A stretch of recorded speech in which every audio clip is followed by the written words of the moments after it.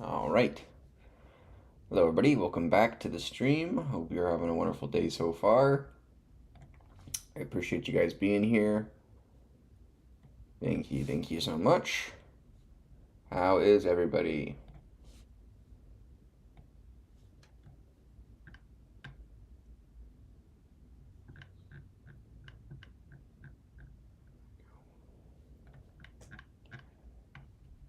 How is everybody? Welcome in, everybody. Welcome back.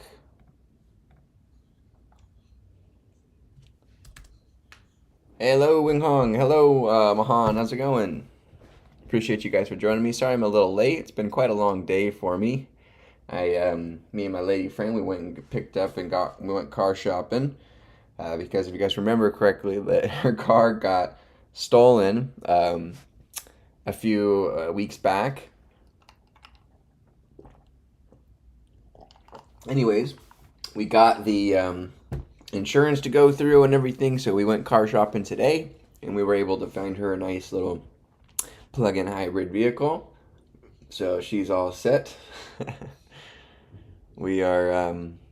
So I was dealing with that today. I just felt drained. You know, whenever you go deal with car salesmen afterwards, you're just, oh, dead. Hey, hello. Hope you got the BST traversal working the other day. Yes, we did. We got it working. We ended up figuring it out, Coach. Thanks for your help on that, by the way. Yeah, Tim. So when I went on my vacation a few weeks back, if you guys remember that, I had a 5-day break. I went on my vacation, and we were there, and all of a sudden got a call saying that there was a break-in and her car was stolen, and that was it. So then a couple of days went by, and they ended up finding her car in a ditch, completely totaled somewhere. So it was honestly, she's been driving around my little Prius for the past few weeks while because I just take a scooter. I have a little electric scooter. Take the train to work, the public transport. So I've been doing that, and then but we ended up finding her a nice car, got a good deal on it. It's quite crazy though, the prices of cars. If you guys have dealt with those lately, they just have gone up insane amounts. Like the days of $2,000 cars are over. Like in terms of like, oh, I'll go on Facebook and buy a $2,000 car. It's just way more expensive now. All right. Okay, let's get started here, you guys. Thanks so much for joining me. Let's go ahead and load up the chat.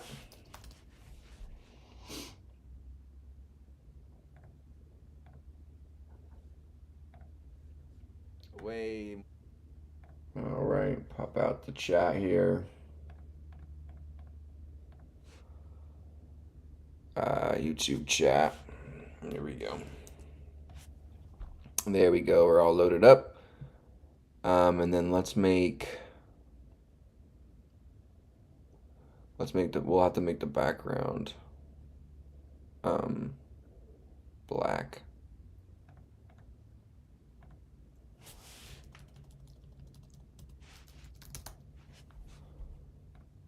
There we go. Cool. I think that'll be nice. All right, hope you guys are having a wonderful day. Thanks so much for joining me here. I did go ahead and shrink up the screen so you can't totally see like all of our stuff, but let me know how you guys like it. I think it's nice for the format, having a little bit smaller, I think.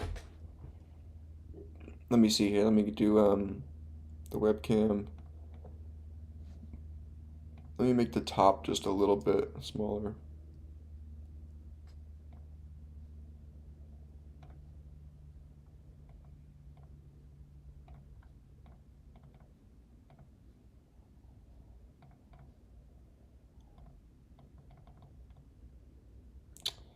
It's bigger. There we go. We'll like that. That in. Looks good. And we'll bring in the chat a little bit. There we go. And then let's move off that. There we go. That looks pretty good. Still a little bit cut off there on the. There we go. Cool. Awesome. How you guys like that? Like that a little bit. It's interesting when you show your chat and we can see how YouTube bans certain comments. Oh, really? I didn't know that they're banning certain comments. They don't show me the banned ones. Okay, let's get this go ahead and started. We are streaming onto Twitch as well. So we got that going too. We just got started on Twitch. Let's get this show on the road. All right. We're moving on to 10.4 skip lists in DSA and Python. Let's go ahead and get some reading going.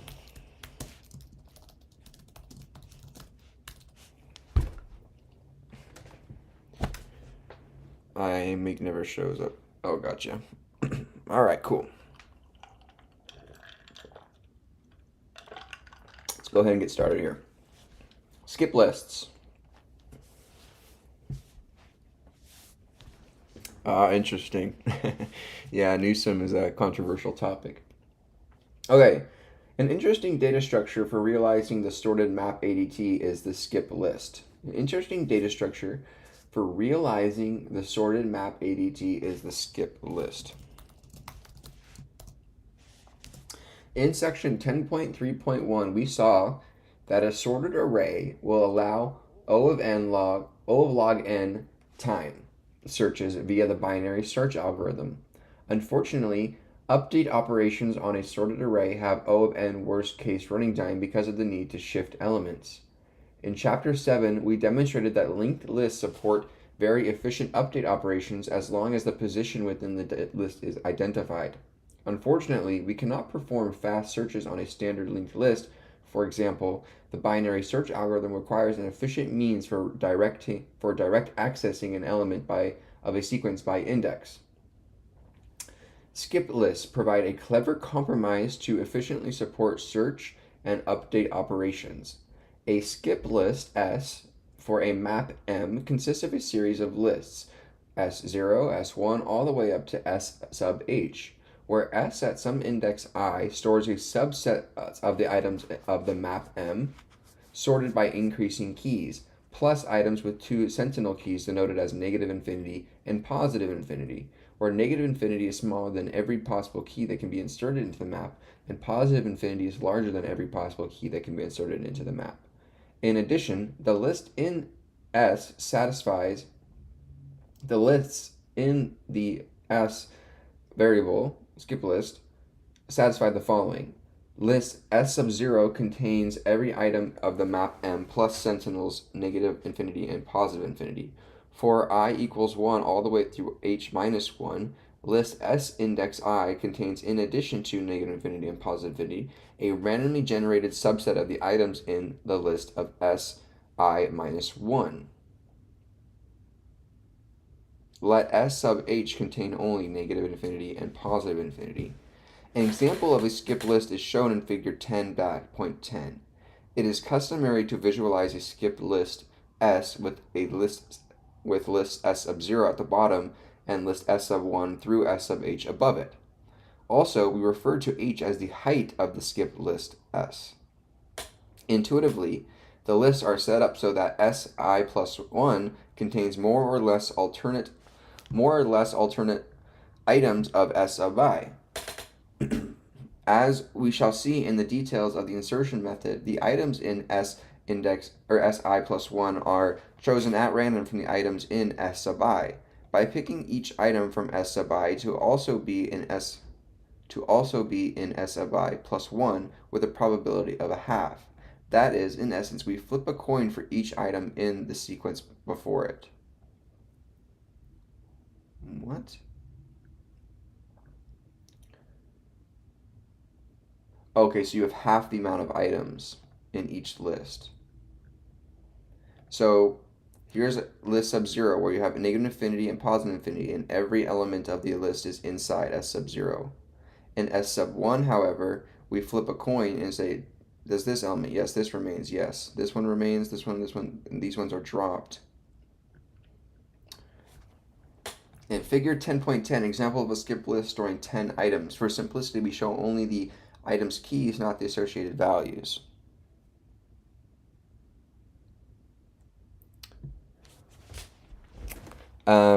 We need to get Mike unfiltered. Unfortunately, I keep this stream family friendly for just to keep it everybody involved and of all ages, because there's all sorts of programmers of all ages. But yeah, I figure this is the best way to go about it. And play. Okay, so that is in essence we flip a coin for each item in S sub I, and place that item in S sub I plus 1 if the coin comes up heads. So basically we have S sub 0 here, and we're going to do a 50-50 chance to see if that item ends up in S sub 1, a 50-50 chance if those items end up in sub 2, and 50-50 in sub 3, until all the way in sub 5 there is no more items in there, because we no longer, in the previous one we had 1.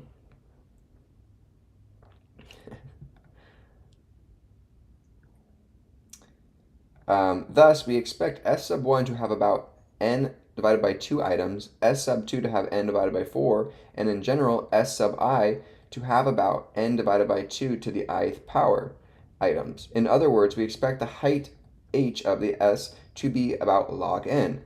The halving of the number of items from one list to the next is not enforced as an explicit property of skip list. However, instead randomization is used. Functions that generate numbers that can be viewed as random numbers are built into modern computers. Because they are used extensively in a computer games, cryptography, and other computer simulations, some functions called pseudo-random number generators pseudo-random number generators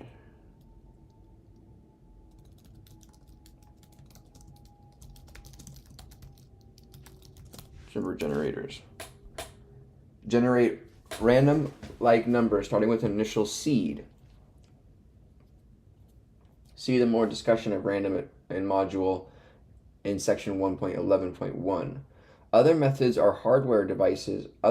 use hardware devices to extract true random numbers from nature. In any case, we will assume that our computer has access to numbers that are sufficiently random for analysis. Okay, so let's go. Can you please give me a simple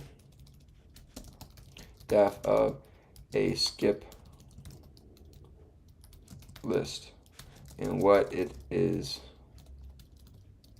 used for?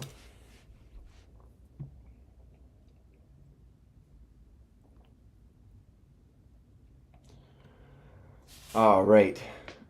A skip list is a data structure that allows fast search, insertion, and deletion operations by using multiple linked lists with different levels of skipping over elements. Okay. I like that.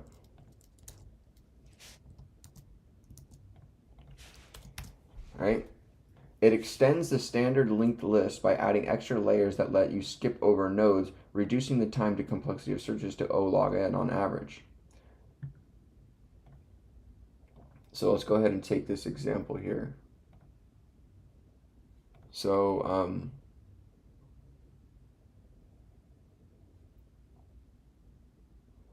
we'll say for each list in the skip list sublist,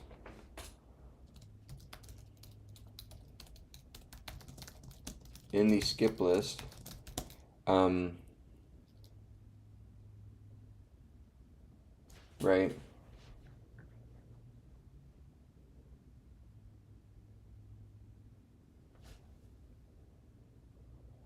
has about n divided by 2 to the power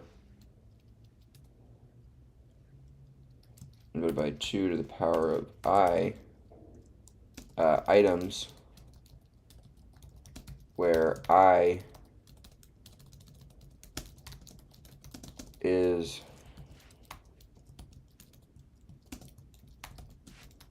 is the sub list index within the skip list. And then we'll have an example here of this guy here.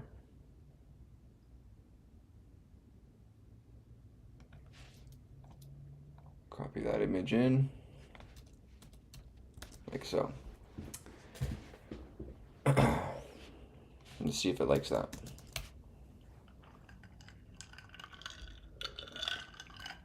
Mike, are we doing Minecraft Mondays? We could do that. We could do Minecraft on Monday nights. Keep, you know, for fun.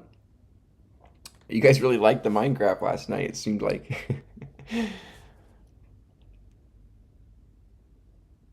My screen is frozen? Oh, shoot. Thank you for telling me.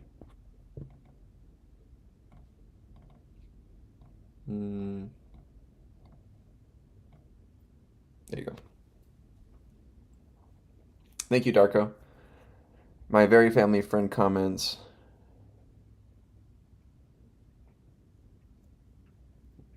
What? Okay. Let's keep moving here. What are you guys working on tonight? Let me know what you're studying. Let me know what you guys are working on. If you guys are working on anything as well, let me know. Ooh, raising that up a little bit here. Okay. All right. Yes, the definition is spot on. The hierarchical structure of a skip list ensures that each level has approximately n divided by 2 to the power of I elements, where I is the level index. This creates a logarithmic height, making search operations efficient. So would you perform binary search across S of sub height minus 1, then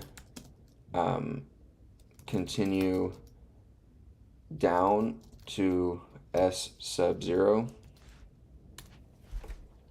Yes, the search process in a skip list is similar to binary search, but instead of dividing the search space in half, you traverse the highest level first and drop down when needed.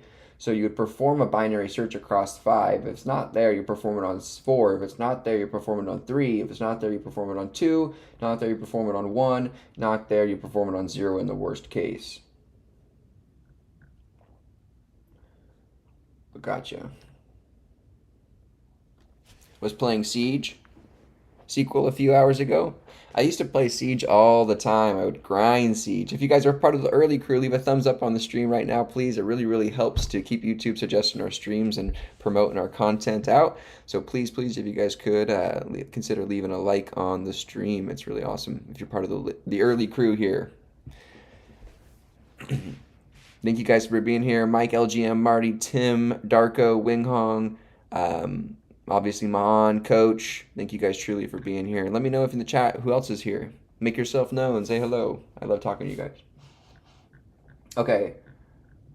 Functions that generate numbers that can be viewed as random numbers are built into modern computers. Because they're used extensively in computer games, cryptography, and computer simulations, some functions called pseudo-random number generations generate random-like numbers starting with the initial seed. So what are pseudo-random number generators?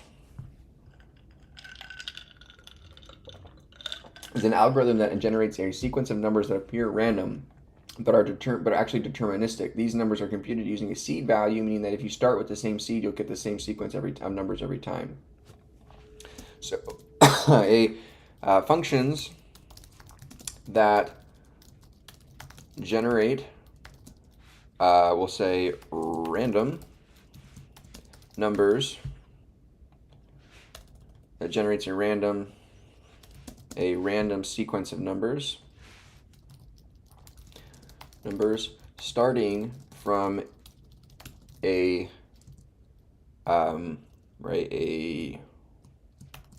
seed value.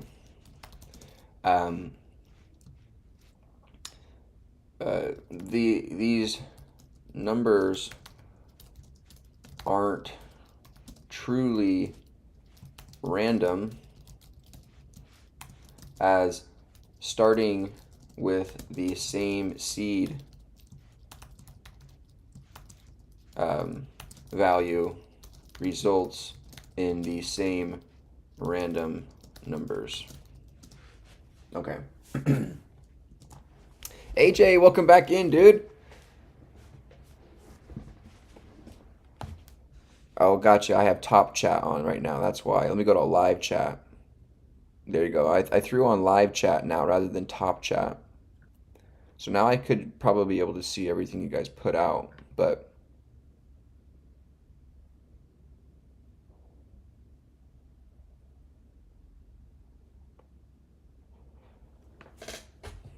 yeah. Um,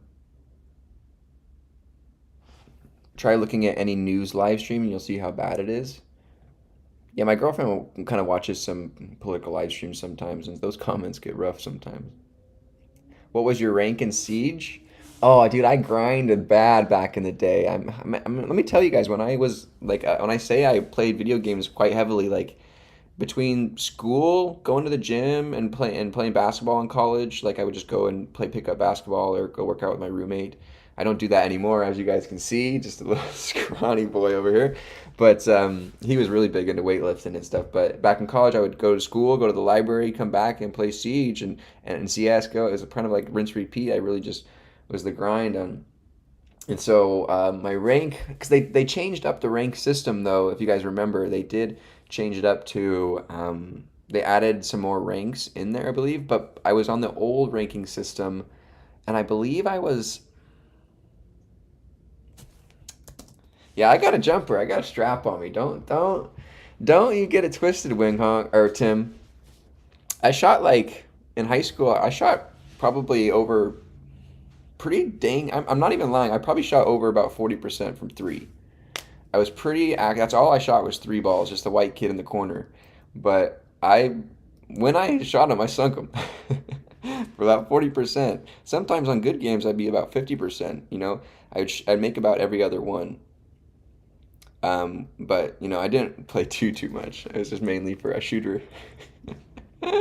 Let's ask, what are the siege ranks in Rainbow Six? Let's see what it says here. Um, yeah, they added in all this stuff that wasn't here before.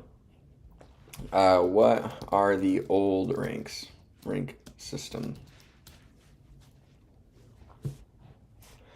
The old rank system in Rainbow Six before rank 2.0 was introduced.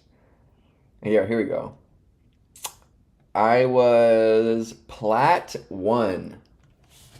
Plat 1 was my highest ever achievement. I was, but dude, let me tell you, I played every single day for hours just grinding on Plat 1. I remember I got into a game on Siege back in the day with Shroud, and I beat Shroud, which was one of the best games ever. Me and my friend from back in high school, we would grind this together, and we got in a game with Shroud, and we ended up beating him and his team on like a multiplayer game. He was streaming with a couple other people, and then we got into a game with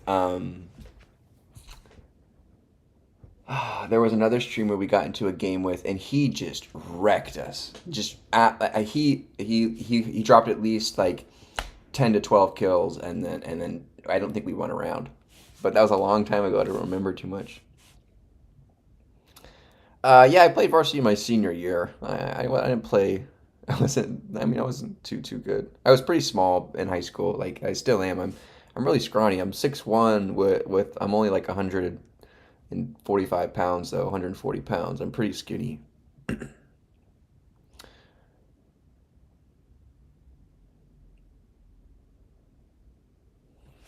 Yeah, I had a jumper back in the day. I played basketball religiously from about the age of 3 up until I graduated high school, and then I played a little bit of pickup after high school, but I kind of just faded out.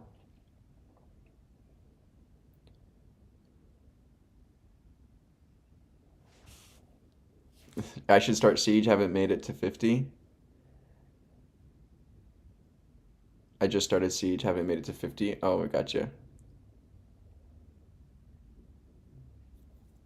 Yeah, right. Isn't I was one of the best moments. Like we were going crazy. We beat Shroud. It was really crazy. I'm not. He wasn't like crazy at the game back then. Like he was like still kind of like getting into it and stuff. But there was one streamer that it wasn't Bolo.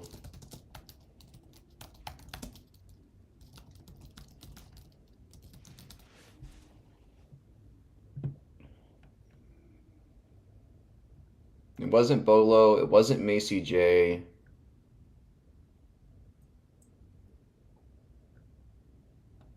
I think it was King George.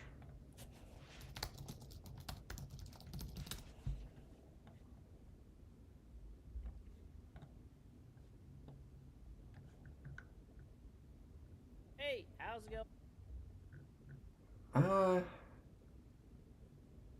might have been. But yeah, I got wrecked by him.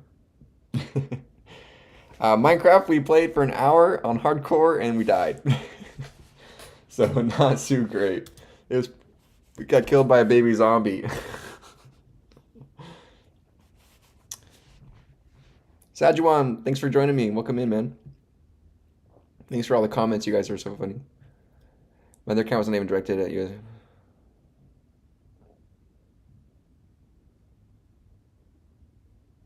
Yeah, I'm just kind of a private. I don't really go into detail about like my childhood or grow up. I'm just pretty. I don't know. I've always kind of been like that. It's kind of rare for me to give like little tidbits of my past. All right, let's keep going here. Right?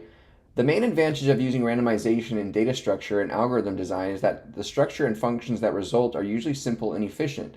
The skip list has the same logarithmic time bounds for searching as it is achieved by the binary search algorithm, yet it extends that performance to update methods when inserting or deleting items.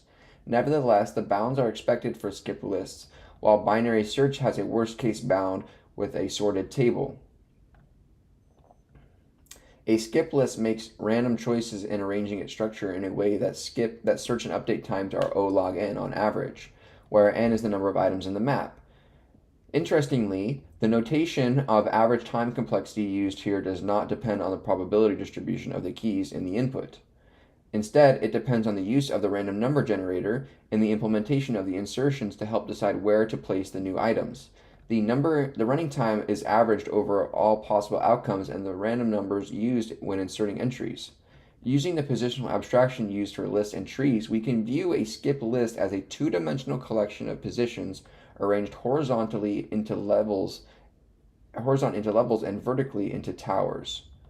Each level in a skip list, right? So you can view this kind of as a two-dimensional matrix, right? Where you have rows and columns, right? Each is a row, and you have columns, and then the random number generator will basically randomize where to insert those values into these, this matrix.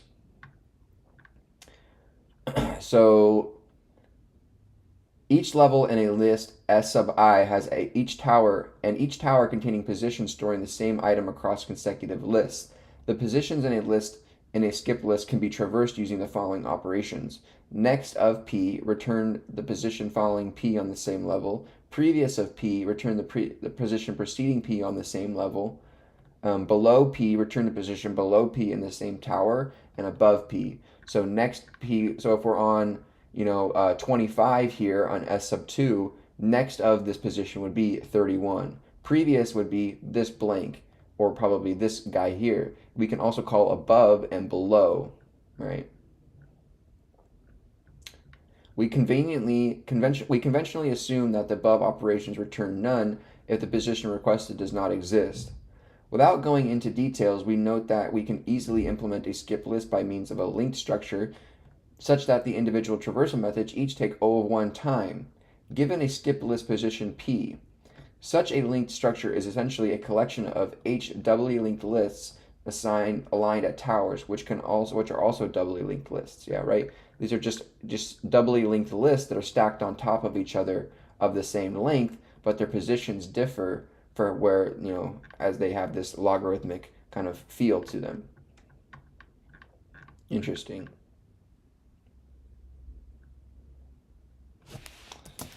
Let's go here. Can you explain how the skip lists mimics a 2D matrix, and the random values generated are used to insert new data points into the skip list.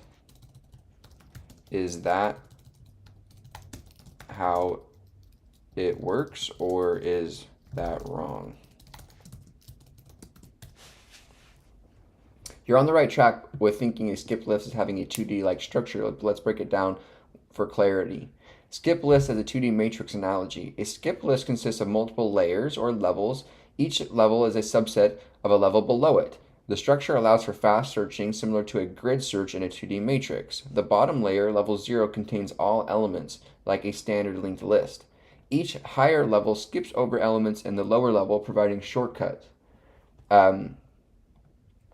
You can imagine this like a triangular 2D matrix where each row contains fewer elements than the one below. How randomness helps insertions. When inserting a new element, randomized promotion determines how many levels the element will occupy. A pseudo-random number generator is used to randomly assign a height to the new node. Typically, a coin flip approach, or similarly, a probability function is used. If the flip is heads, the node is promoted to the next level. If it's tails, the promotion stops. This random assignment maintains a balanced distribution where, on average, half the elements appear on level 1 and 1/4 appear on level 2, 1/8 on level 3, and so on, or 1 divided by 2 to the power of the I. This mimics a 2D search structure where higher levels act as express lanes to locate items before dropping down to finer grained searches. Search process and skip list. Think it as a binary search like process. Start at the highest level where the keys exist, right? Up here, on S sub 4. Move horizontally on that level until you either find the key or reach a node larger than the key. So let's say we're looking for key 55. Well, we would go here. Oh, we have 17. That's the largest, so we need to then move down, and then we would be able to find 55. Drop vertically down a level and continue. Repeat until you're at the bottom level 0, or the exact search. Does a skip list work like a 2D? Yes. Okay, interesting.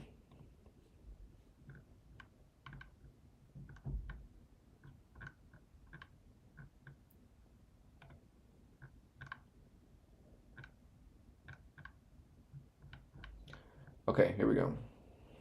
All right, we'll stop here for the reading for right now, and we'll move on to a Leet code problem. How about, yeah? It's been 30 minutes. Maybe next time on hardcore, yeah.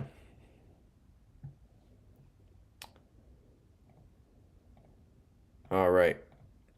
Let's go ahead and pause on that. Let's go ahead and do git add continued chapter 10. If you guys want access to these notes, they're on my GitHub live for you guys to also look at and compare. They're really detailed. I highly suggest you guys just take a read through a chapter a day of my notes to kind of get the SparkNote breakdown. Read it at the beginning of the day and then read it again at the end to solidify the information, and it'll be a really good opportunity for you guys to get exposure with what's kind of in this book here on without having to read the book. But this chapter is really long, so lots going on in here. All right, we'll stop here on 10.4, skip one list here, and we'll continue on with this tomorrow. Let's go ahead and move on to a Leet code problem, yeah?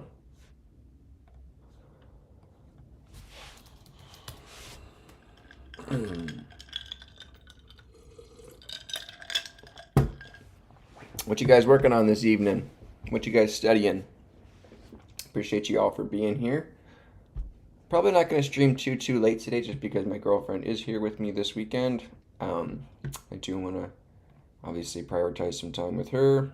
We were spending all day car shopping, so we weren't really hanging out. All right, same tree is the next one up.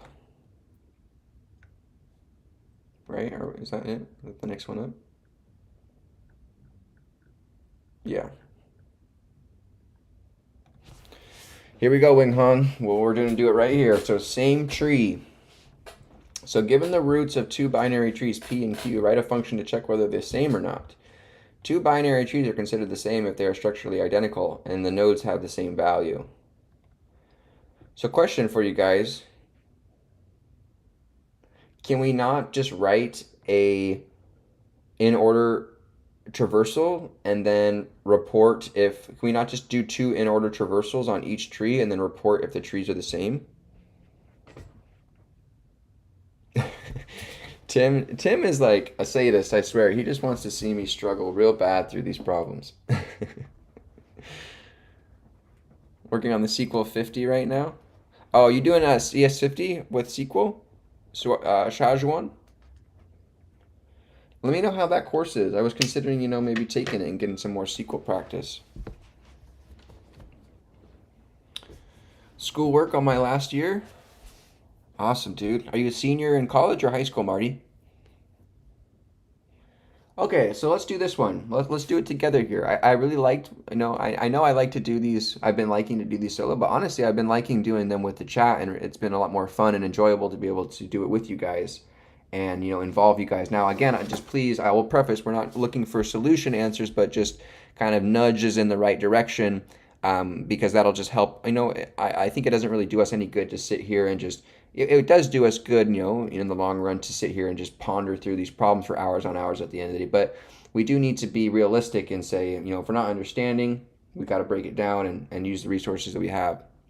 So let's go ahead and work on this one together, and let's go from there. So but be cautious. We don't give anything away too much, and let's go from there.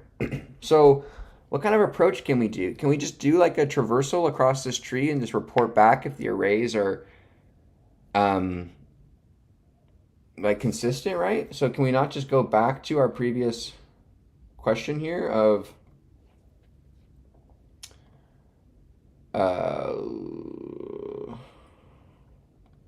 the traversal problem?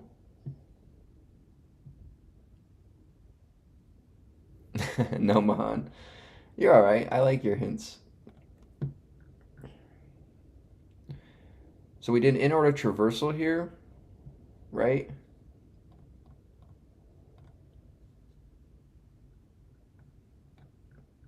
Can we not just do this for both of them? Watch this. Is this a cheat?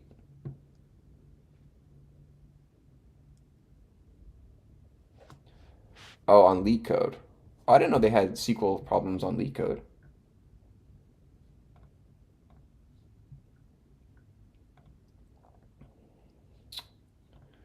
So can we just do this? So what can we say? If root is none, results is this.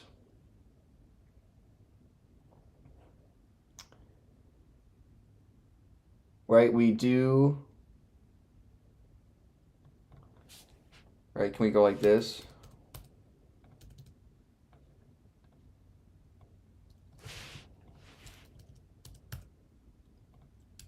So we say is root or none. So we say if P is none or Q is none. Do we return results, and then can we go? This will be P results. This will be right. Can we copy this down?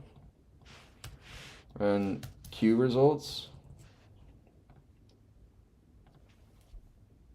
So this will be P, P, Q, Q, Q, P,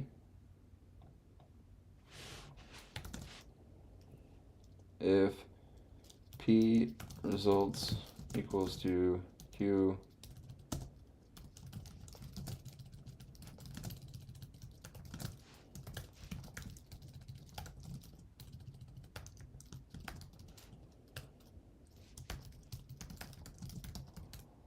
like that.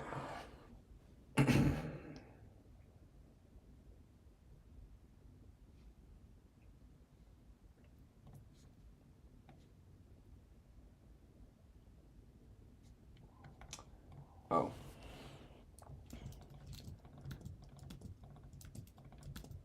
Ooh.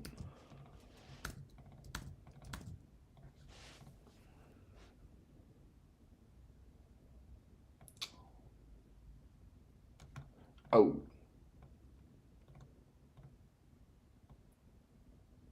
So is same tree.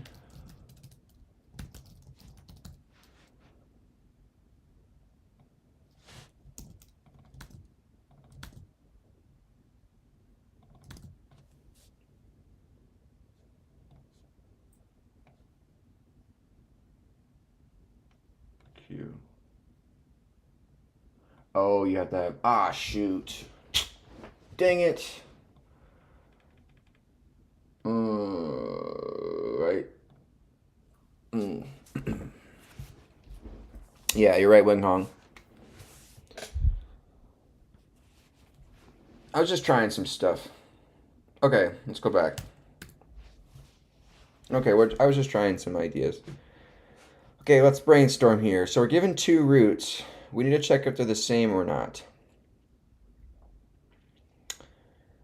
How can we do that? So we need to check if they're the same or not. So the base case would be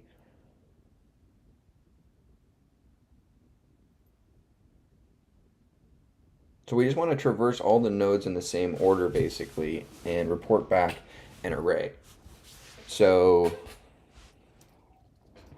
um,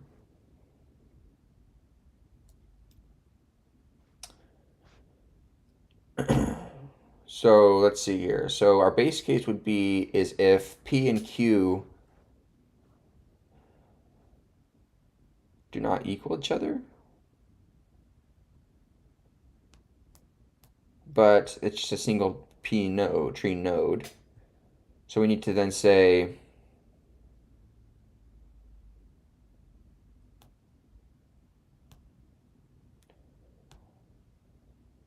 so we're given a left and a right. Are we given P and Q? Hold on, let me see here. Let me go print P,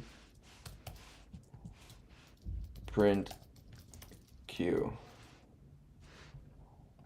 What does P and Q look like? Tree node value 1, tree node right.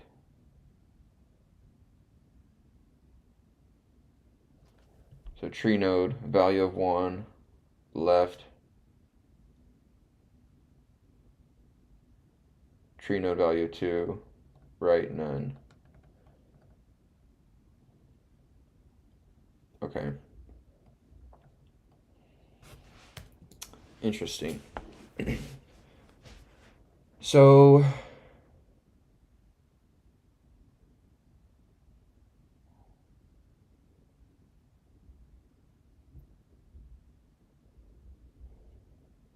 dang.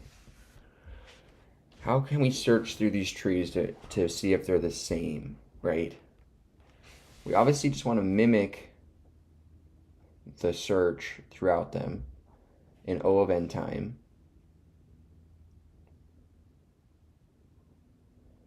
So we can continually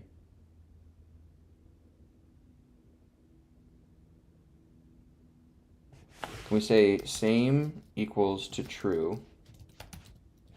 And can we say while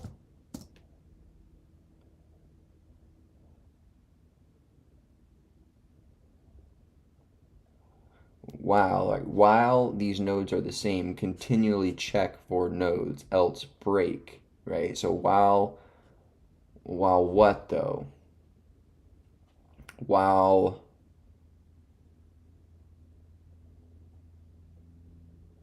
you current have a value of a node, continue.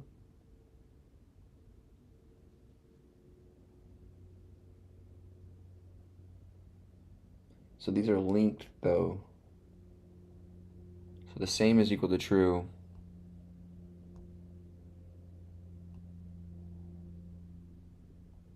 So we don't know a length though. Right? So our base case would be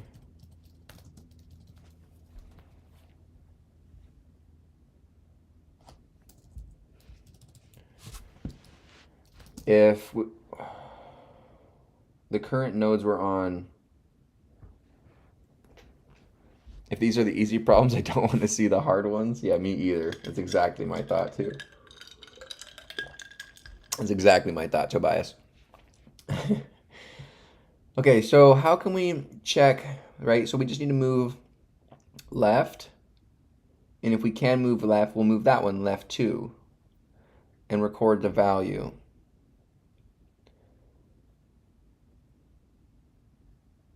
So then why can we just need to report back, right, if these indexes fail. So how can we traverse through the tree,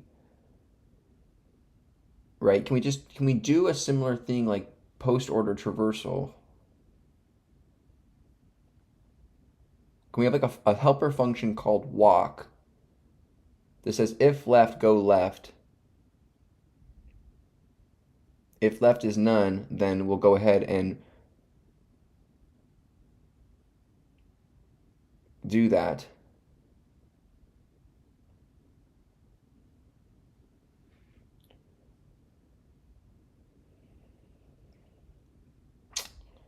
Right? Because if we're on the 1, so what would a base case be for this? If P and Q, so the base case would be if P dot value and does not equal Q dot value, because at that point in time, there you break. You don't have something. So right, you're going to return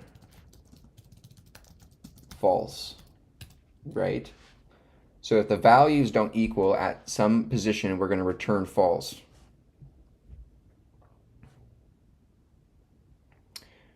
Right? Other than that, we're going to say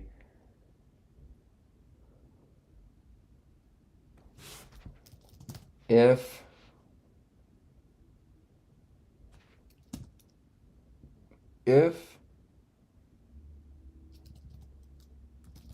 while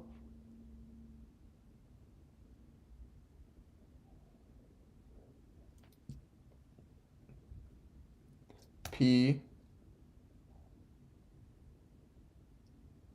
and while P and Q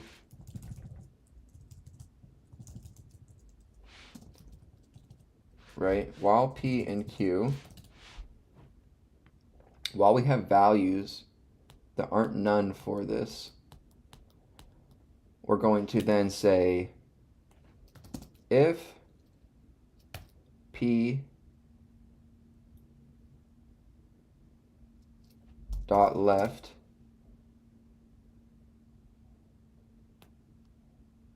if you have a P dot left, you go left. If you have a P left,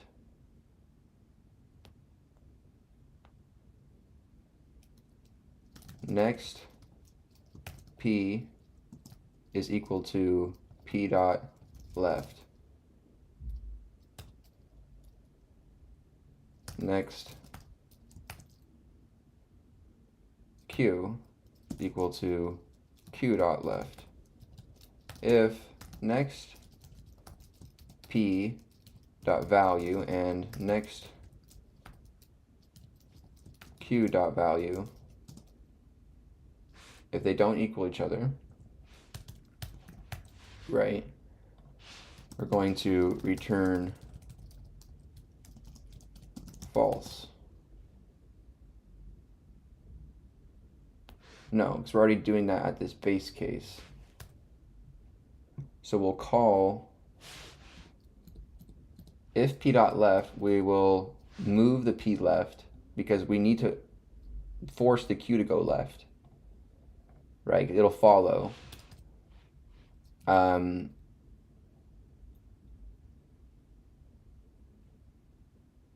then we say next, say P is equal to next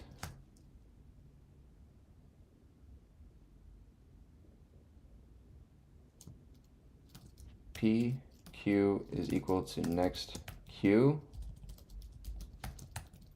right? And then we call self dot is same tree recursively on P and Q. So we don't even really need to do this. We can just say if P dot left, self dot is same tree, P dot left, Q dot left. Right? We force the Q right. Okay?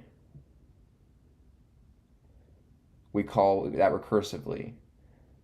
If this evaluates to true,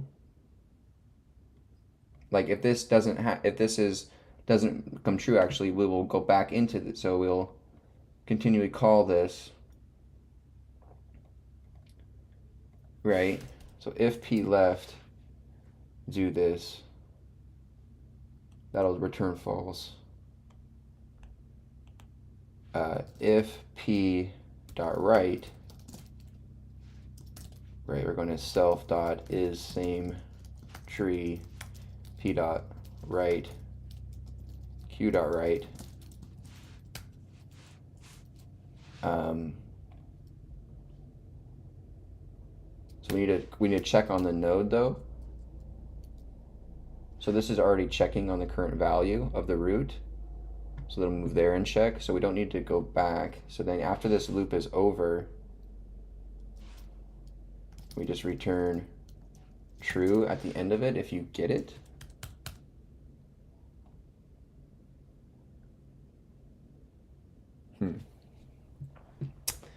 Hey, Jolly Rhino, thanks for coming in. I like that name. Thanks for stepping in. Distracted Funny, what's going on? Just got off work. Congrats, man. Why is Mike assigning something? It's checking something, no? What?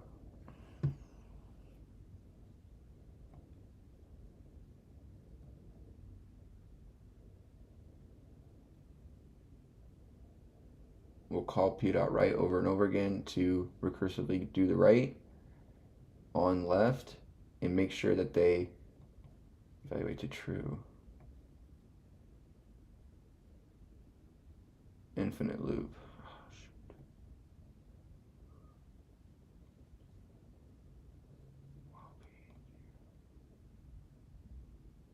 While p not equal to none and q not equal to none, we're calling this, calling the same tree if the current value, right, we call this, then we need to say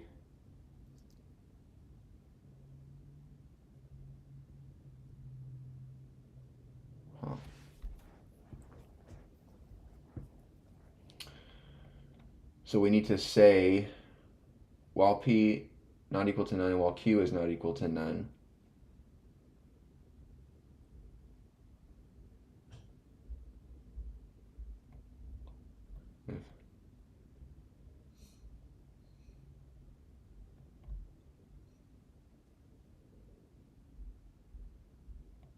so if they don't equal to none, we call same tree,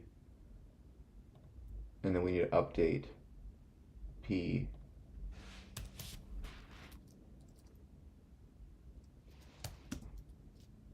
equals left updated.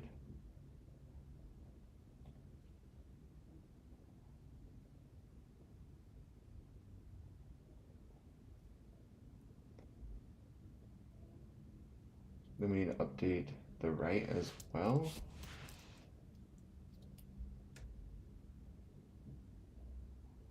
If p left, you set it, and then if p right, q is equal to q right.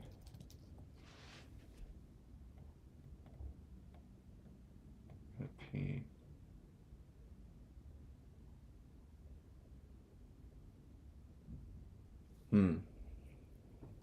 You got it, Tim? Nice. Well, you have to help us out here if you got it. We're struggling here. So our base case is if the current values don't equal each other, we return false. Else we need to move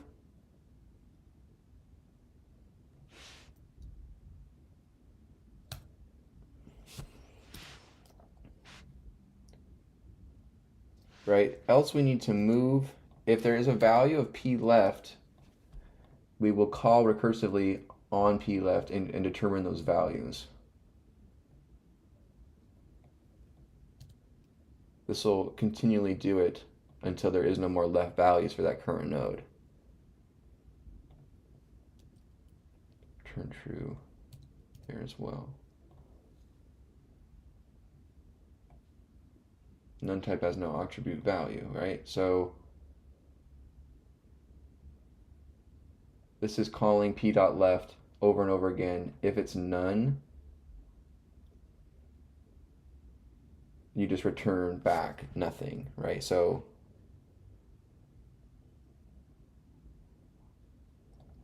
if p dot left not equal to none, we'll call this. And not equal to none as well, we'll call this. None type object for value. So this calls q as a null.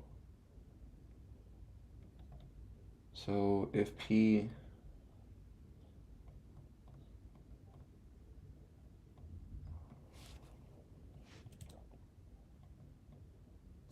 dot right, so do we need to have the check up here as well? So like say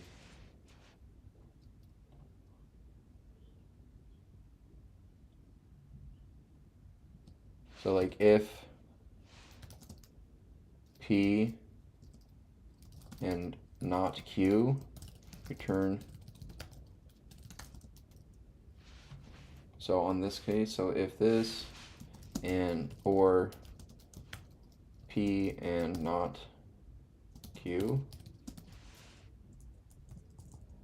or q and not p, return false. None type has not attribute value. Okay, so we have to, if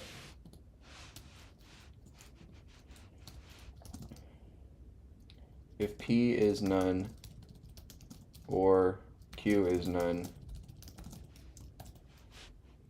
right?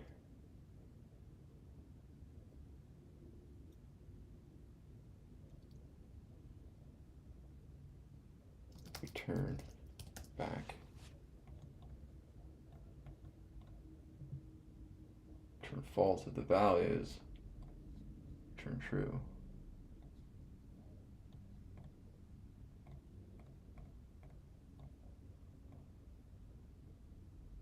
Okay, so we got that one to work.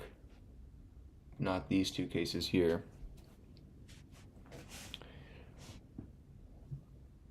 Why you check on p when you travel on both trees?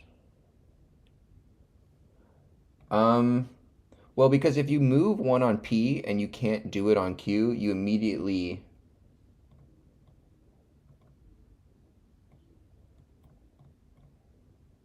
so if p dot right, right? Hey, weirdo or weird video gamer, appreciate you coming in. Thanks for stopping by and saying hello. Yeah, we've been working on the small business manager for a while now. This is what I currently have. Really quick, I'll show you. Could you stop in here? Thanks for stopping in. This is what we were able to come up with yesterday. Here, or not yesterday, but just in total. Right, we're starting to get the transactions page worked out here, but we have expenses and inventory working appropriately, which is cool. So if p is none or q is none, we return just back to this function, right?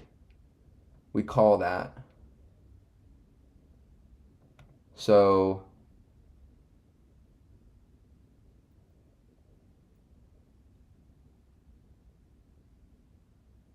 this calls it, checks this, returns false.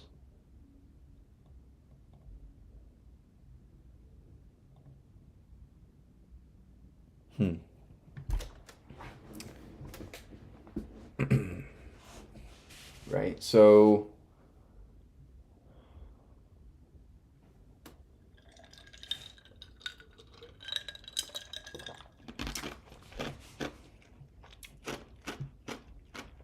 this is going to continually call down the left side until it's none and return back to us on each condition. This currently evaluates the current conditions of P and Q though, right? It's not nested in here. So why in this case, this returns true, this returns true as well. So obviously the null is hitting, this returns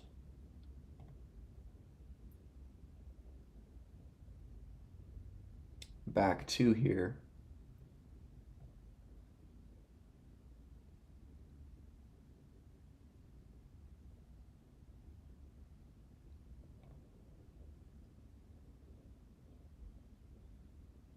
So this returns back to here at that previous node where it wasn't at the leaf.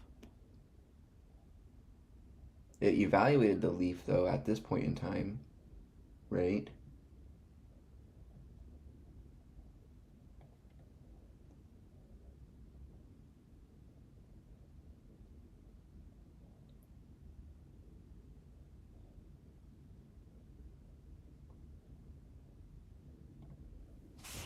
Should we evaluate it at each step? So like if P left, do this.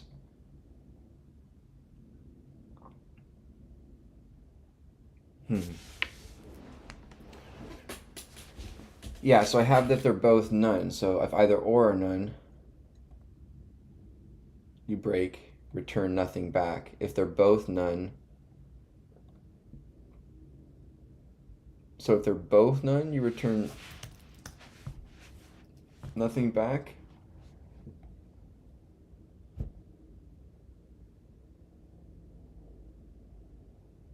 Yeah, because, right, if they're both none, you just return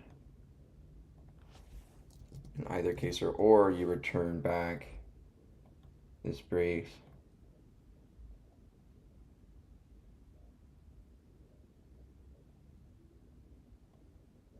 So do we need to go do this? Put this down here rather to check after the recursion?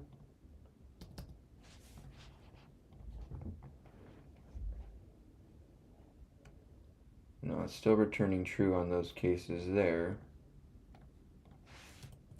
We've got the idea though, we have this one passing, so we're at least evaluating that these are true, but it's not properly evaluating the false.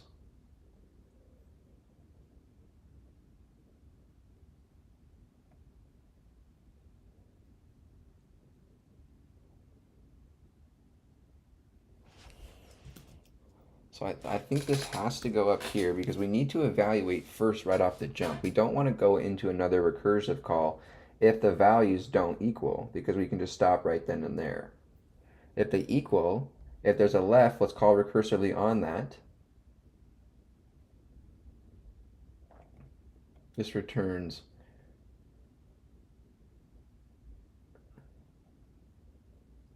nothing back.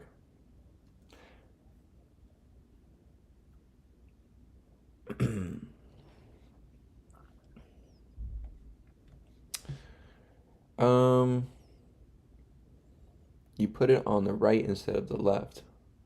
Why you check only P when you travel on both trees?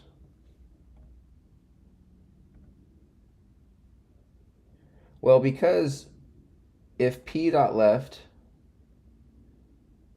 right, if you have a left value for P, if the trees are the same, you will have a left value for Q at this stage. So call this, right, on Q dot left.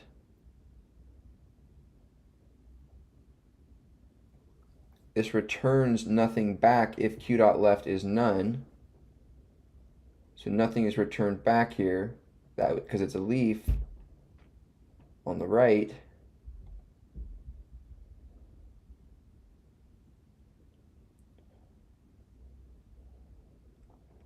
Right?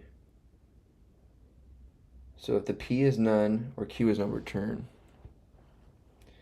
Yeah, I'm assuming that they are the same. So when you find a case that they're not the same, you immediately stop the loop right there.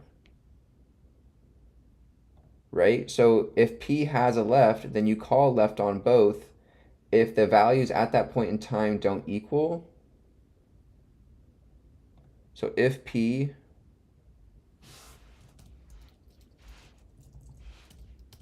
and not q, return false. Same with the inverse. So if or p and not q, or q and not p, return false. Else you can call recursively this on down.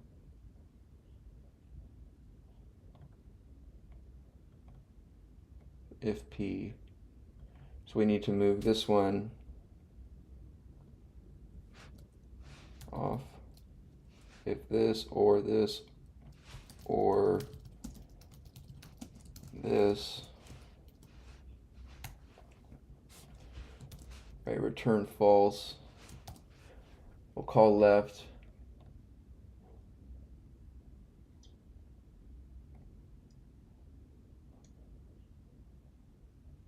It's still returning true there, but we got rid of the error. So this is never returning false. So this calls the recursion on p.left, q.left to move the tree down.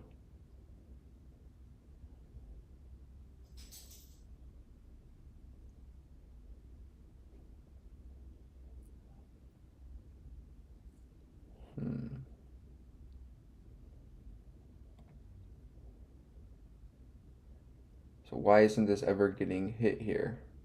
So if p, we call this function. This then loads into this on p left, q left. If there's a value for p but not for q, you return false. So in this case, you got 1 null. So it should have detected the 1, moved left, detected that these are not, and then returned false. Right?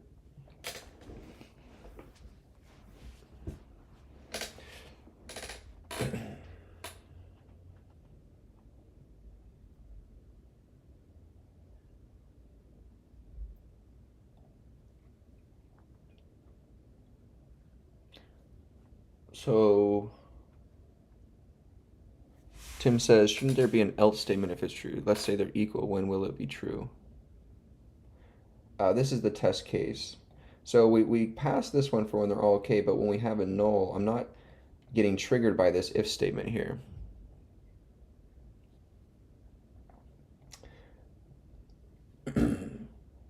Right? So let's see here. So you're saying else, shouldn't there be an else statement if it's true? Let's say that they're equal. When will it return true? Well, I'm not returning true.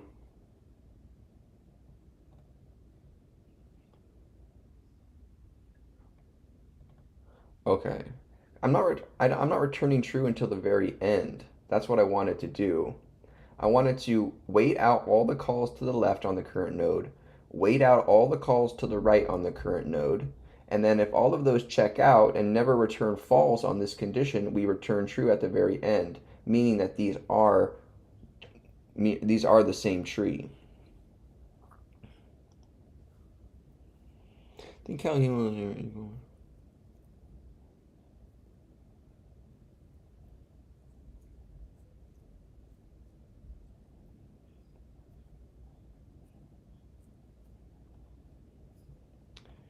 Right? So right off the jump, my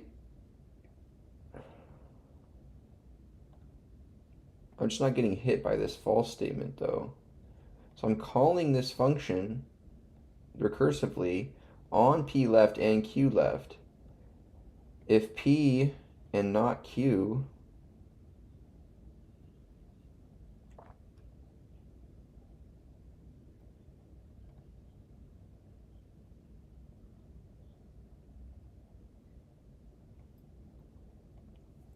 because I'm returning true after I've gone through every single node and determined that I never return false at any point in time, right? Because it's going to recursively bring back up. Okay, so then if P dot value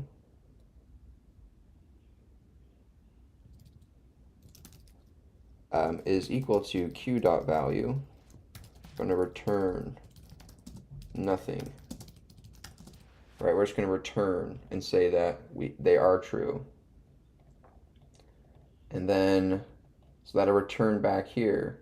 If you return back all the nodes on the left and all the nodes on the right, and no point got false, then you return true.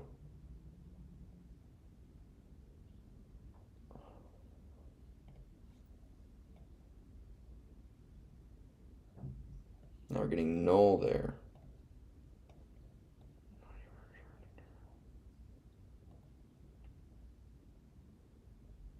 Oh, because it's returning null right off the jump. So we need to do this at the end, because we don't want to return it at the jump. We want to evaluate at the end. If they're there, return true if you didn't find anything else. And then we can remove this, right?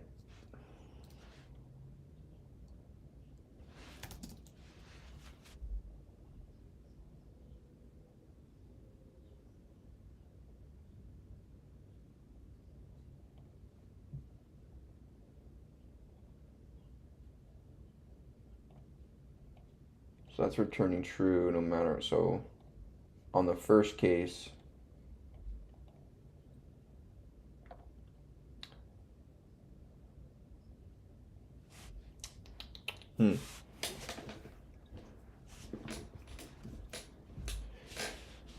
so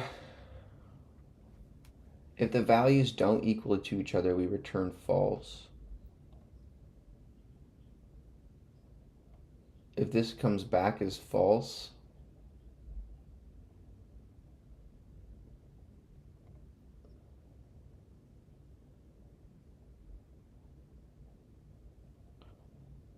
so this will return false here. So I need to capture that value. Do I return these values to the previous function? And then if I return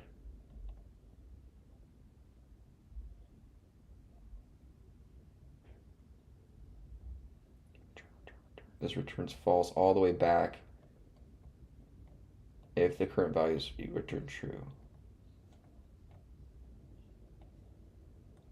Oh, there we go. Dang it.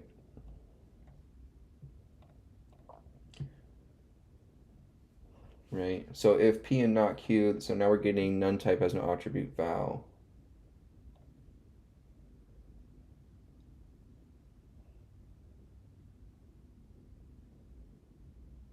So if P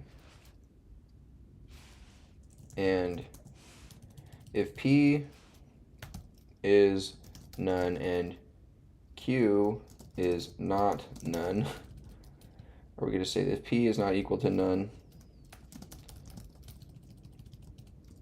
and Q is not equal to none, or if P is not and Q is equal to none, sorry, or Q is not equal to none. Oop.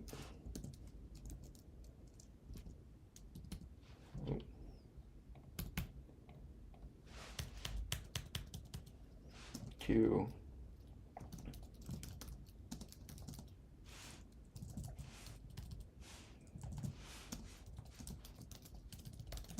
p is equal to none.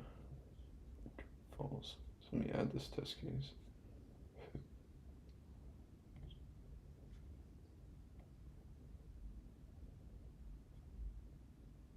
None type. So it's still checking value.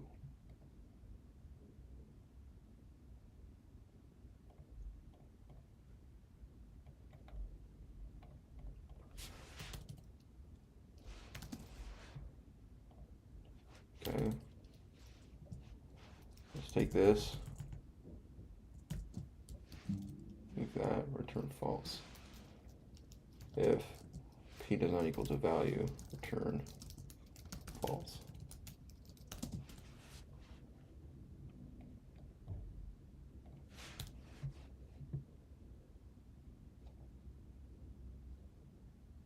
So this is returning an empty list.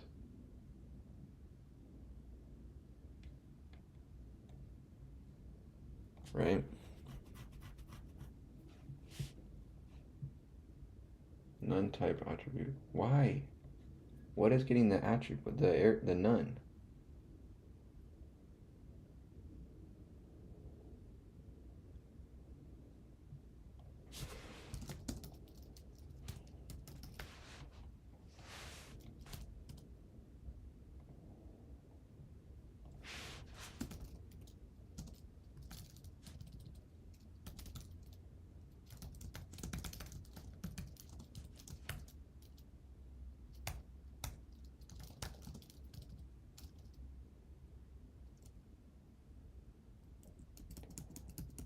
If p dot left.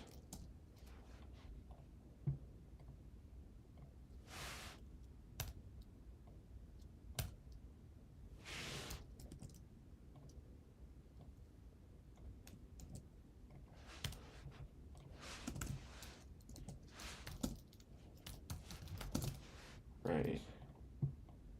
If current values return true.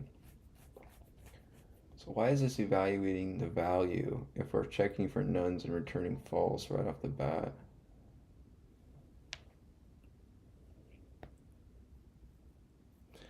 You should combine. Mike, you still have the use case if they're both none. That's causing the error. If they're both none, your program breaks. So we have to say if they're both none. So if p is none and q is none,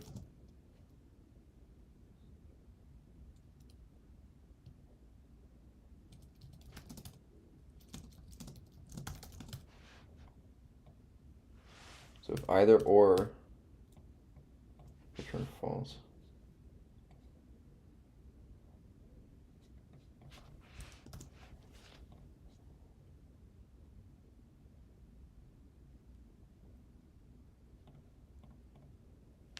So return this if p dot left, else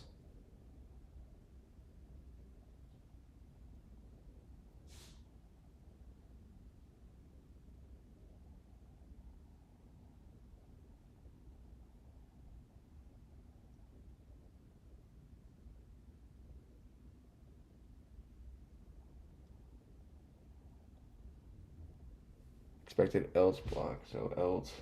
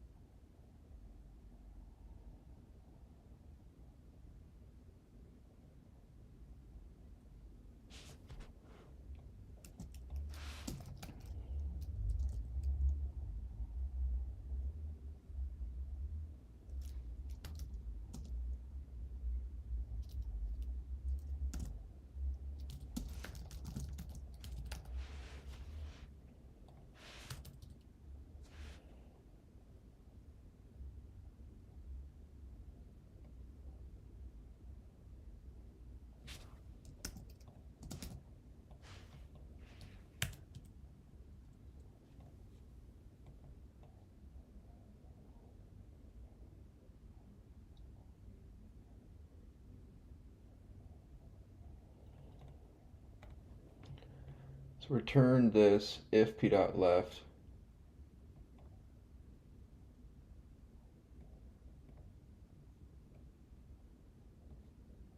else this if p dot right.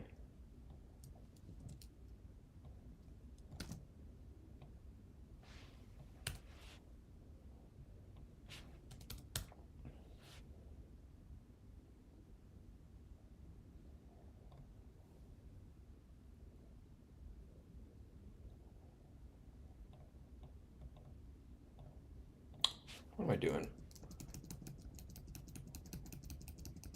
All right, let's go back here.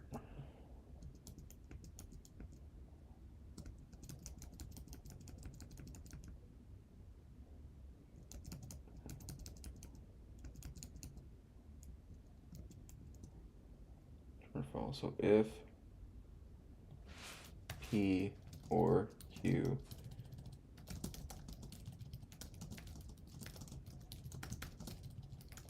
going to return. So if they're none, return. So if either are none,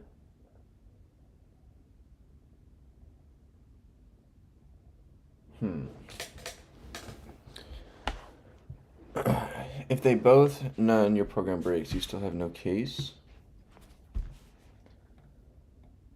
So if they're both none, return false, or just return blankly.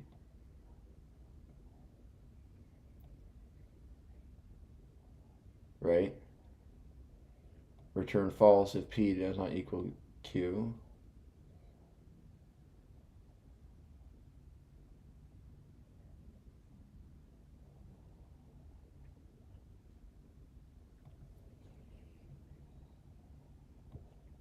None type for this.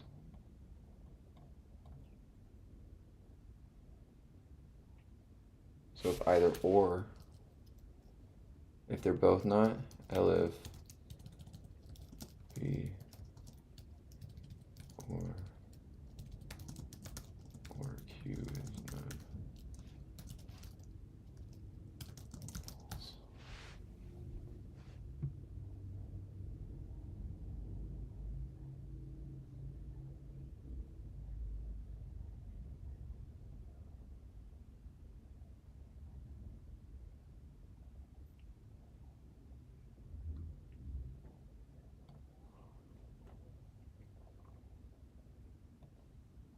Null.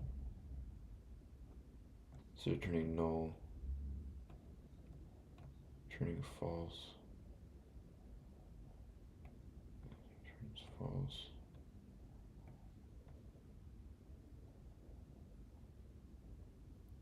Right. Stop using return, you just say true or false.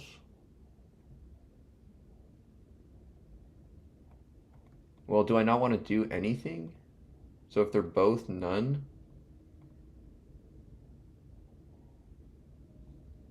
it should say true. Okay, so return true here. This returns true back to here.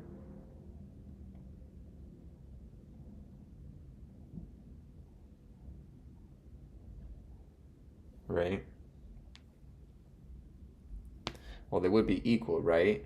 But I was thinking, like, for the case where, what if you get to a point where there are two null spots? You don't want to return true. Oh, you just return true for that position.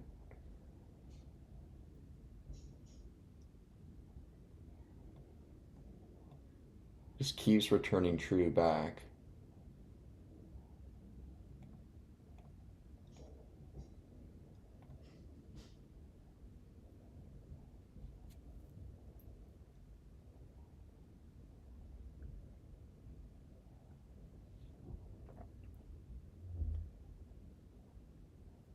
Right. Yeah, Oscar, this is 100. So we're just evaluating the individual position, right? So if they're both none, that position checks out. If one is none, if P is none or Q is none, meaning that, right, if they both check out, then return true. If P or, then you return false. Same if the values don't equal, you return false. Which will keep returning false or true back to this statement.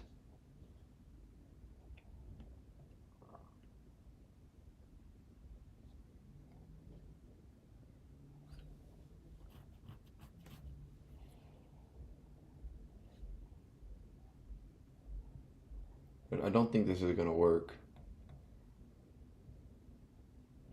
Yeah. If we return true,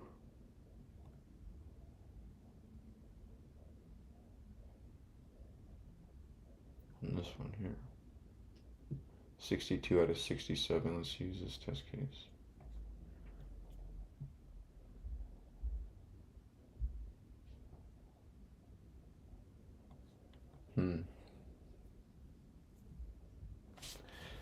Oh, nice, Oscar. That's awesome. At least you got it done. You got it done there, which is the right good thing. I'm still struggling through here. So let's think of we're evaluating on a node by node basis, right? What is are these numbers the same? Or are they not?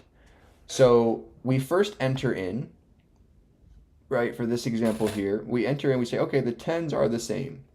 The p is not none. The q is not none. So we don't enter this.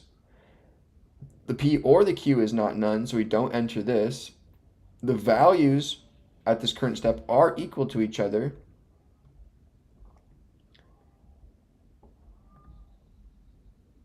So we don't want to return true right off the jump.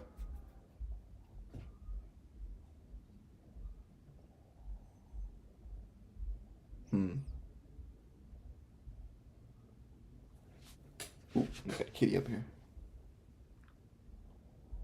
We got it. Probably can't see her because of the black window, but my cat's right up here.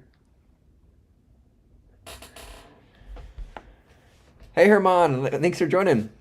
I appreciate you coming in. How long you been learning for? I appreciate those kind words. Thank you so much. Yeah, we've been learning for about 8 months now. Coming up on 9.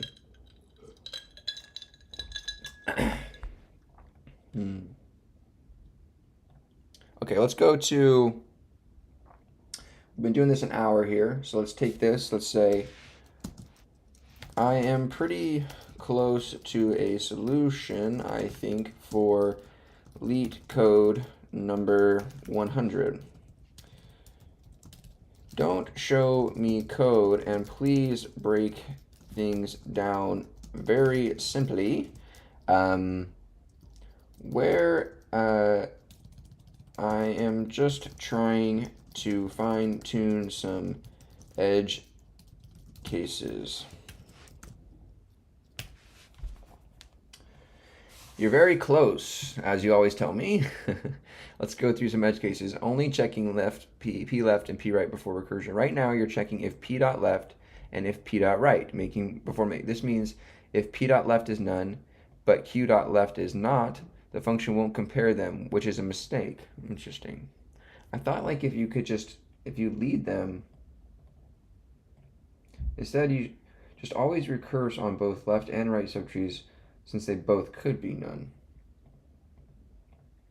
So no matter what, we'll just return a single statement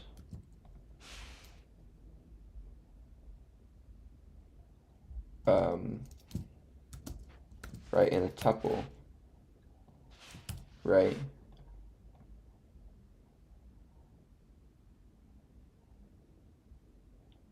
So return this.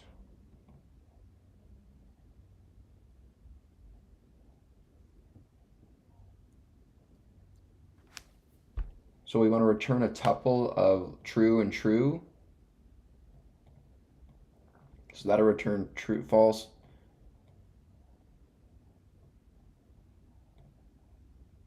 I don't want to return a tuple of them together. The cat's invisible. Yeah, I figured it's such.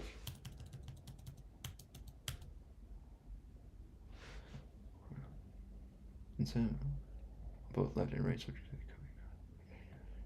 If p dot left exists, your function immediately returns its result without checking p dot right. This means if p dot left is correct but p dot right is incorrect, you've never detected the issue. Both trees are empty, none is none, should return true. One tree is empty, returns false. Trees have the same structure but different values, returns false. Trees are structured differently but have matching values, should return false. You should always check if both left and right recursively, and only true if they're both true. Okay, so this should say return this. So if you have two tuples, instead of multiple return a single expression that ensures both subtrees match. So let's see this. If I call that, it will be a tuple of two bools. Yes, that will return a tuple of two booleans instead of a single boolean. For example, p dot left and p dot right, but not match, but p dot right and p dot right don't. You would get something like true, false.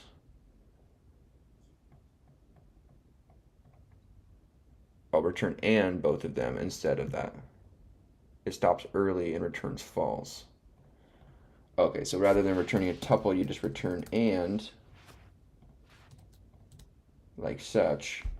And if that returns false at any point, it'll stop. We check there and return true.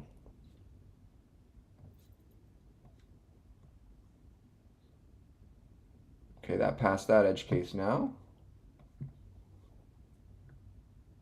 There it is. Woo! We're using some time complexity though. So there's maybe a potential point where we can break early, right?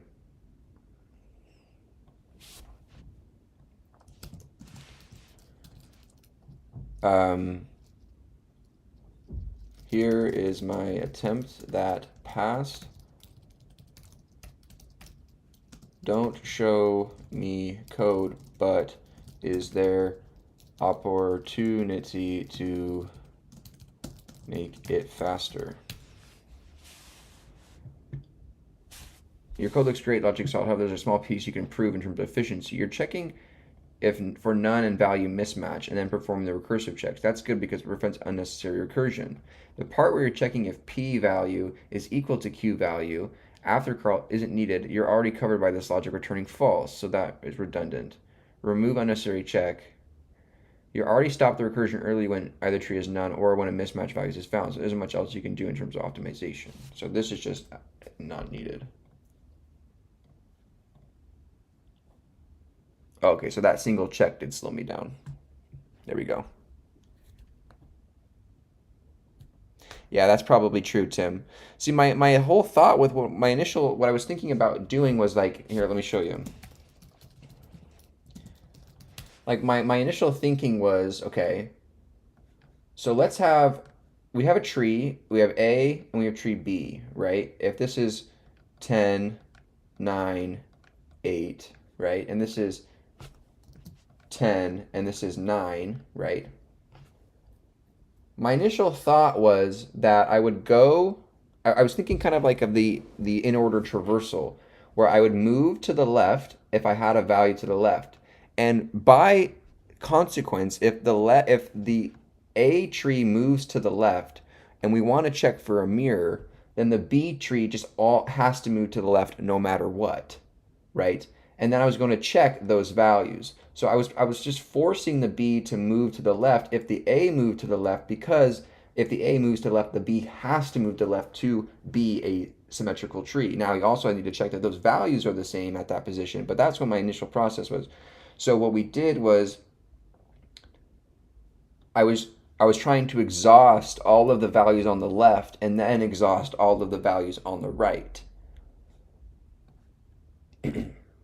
But I guess it wasn't. So in my first attempt where I broke the recursion calls into two separate ifs, why wasn't the right side being evaluated after all left nodes were? The issue in your first attempt was that by using separate if statements for p left and p right, you only invoked the recursion call for p left and then immediately returned. As a result, the right side was never being evaluated after the left. Okay, yeah, like you said, Tim. Good insight, Mr. Tim. When p.left exits, not none, you immediately return results of self.isTree.left.left, and the function exits there. Okay.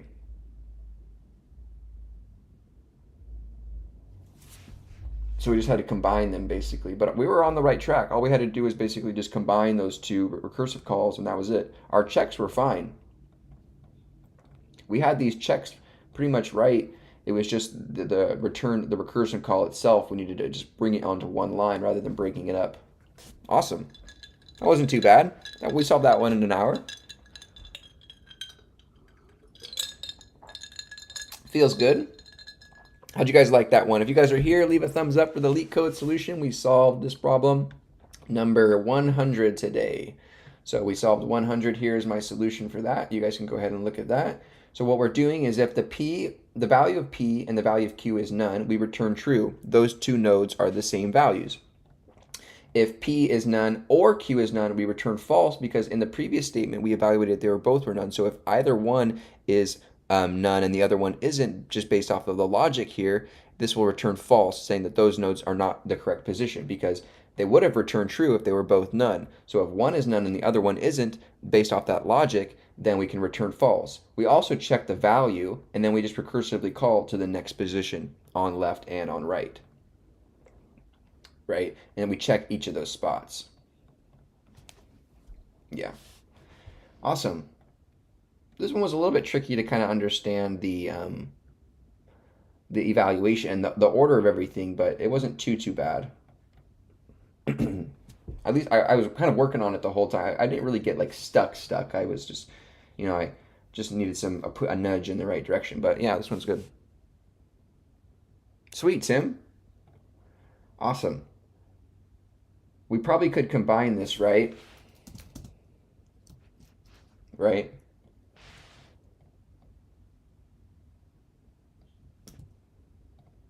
Or is this going to overload it? Will this not work because of whatever Mahan always says? Oh no, that still does work. There we go. So now we can reduce it down there.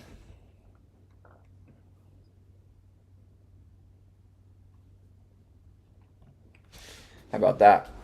That's even more optimized for Pythonic's sake. Awesome. I had a lot of fun doing that one. That one was fun. So tomorrow, you guys, we're going to take a stab at what's the next problem for tomorrow. Leet code today keeps the doctor away, boys, right? That's what they say. Appreciate you guys being here. Is my mic audio too loud? Please let me know if it's too loud or if it's peaking. I have it turned up pretty loud just because I talk kind of quietly, so I wanted to make sure you guys could hear me, but I don't want it to be blaring you guys. Thank you so much, Oscar. I'm glad you liked the solution.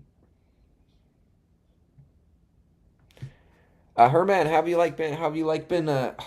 you liked learning Python so far? What's been your favorite part?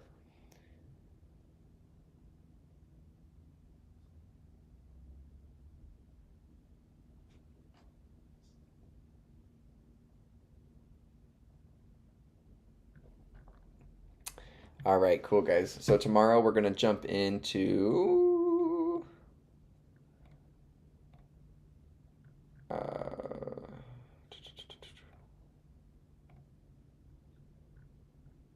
101 symmetric tree. Oof. So same tree, now we're going to symmetric tree. So now we need to identify if it's a symmetrical tree or not. Oh boy. All right, we'll have to do that one. Yeah, right? Hopefully, Tim. Leet code today keeps the empty bank account away. It was funny. Okay, I'm going to work on the small business manager for about 20-25 minutes here just to get to the 2-hour mark on the stream. And then I'll probably call it there. And then I'll potentially jump back on around maybe 10:30, 11 PST for a late night after hours, just maybe Minecraft stream or something like that. potentially. But my girlfriend's just here with me on the weekends. She does visit me on the weekends, so I don't really like streaming too long, just because I like to um, you know prioritize hanging out with her and stuff. Thank you guys for understanding, though. Appreciate it. Okay, let's work on the small business manager here for a second and see if we can get the inventory menu working, or the transactions menu. So, right, we were working on the transactions menu last time, and we started to write these functions. We have just passes in there for right now.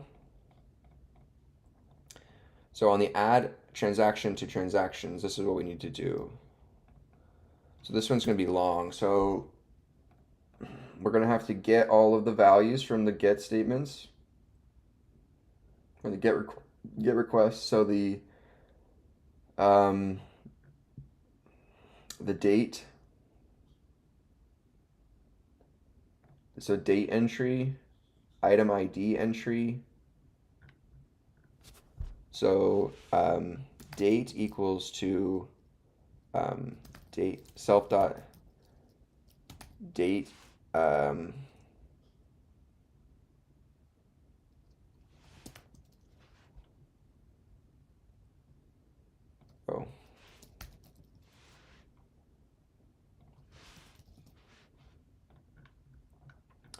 right, self dot date entry dot get. This goes down, so this is going to be this is the date entry, item ID entry, item amount entry.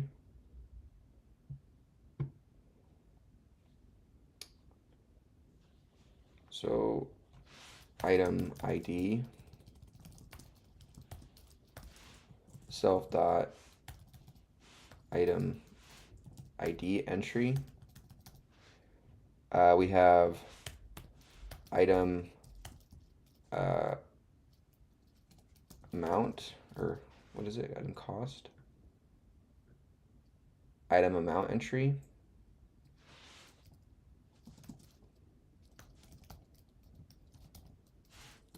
Dot get. We have the item amount entry platform. Right, so the platform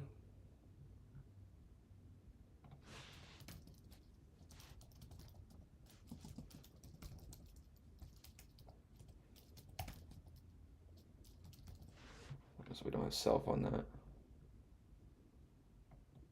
Self dot platform.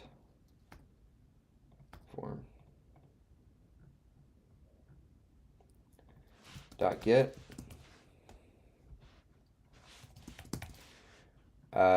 We have platform transportation method, transportation charge entry,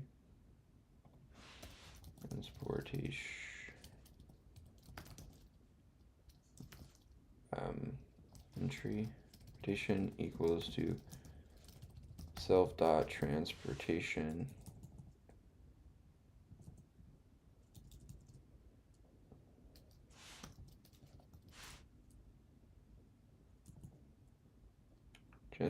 method,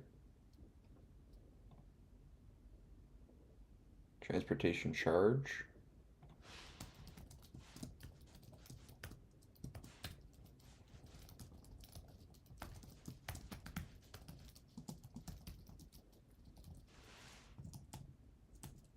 charge entry dot get. Then we need to go charge fee entry, discount entry, and note entry. So fee equals to self dot fee entry dot get.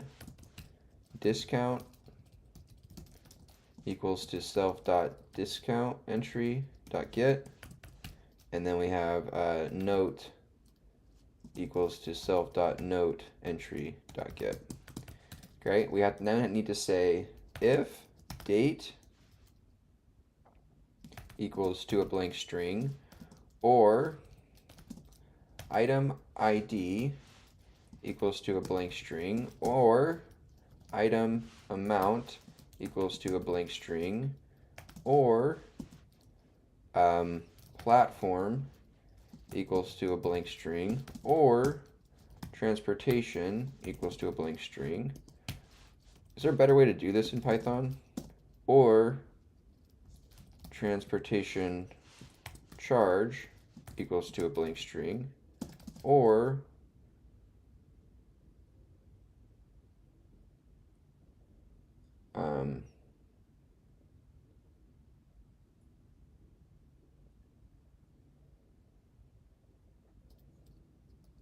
fee blank string, or discount equal to a blank string, right? Or note. So note can be a blank string though, right?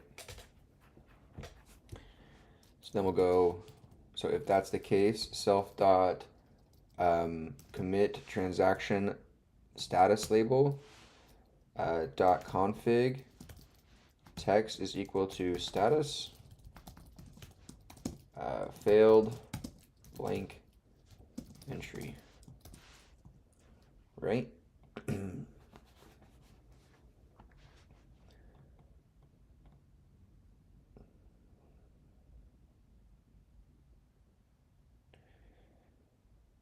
then we're going to return false after that.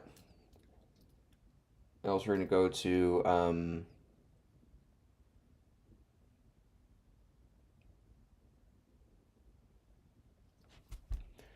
the description, no discount, note, platform, item amount, date, no. Okay, we don't need to make any title, we don't have any descriptions. So now we'll try to go date equals check date on the date, except for a value error, right? As E, we're going to then say this here, like so. We're going to do the commit transaction label config failed with that status provided. And then we'll do this basically again, but for the item ID, we don't need to check on that. That counts. Item amount.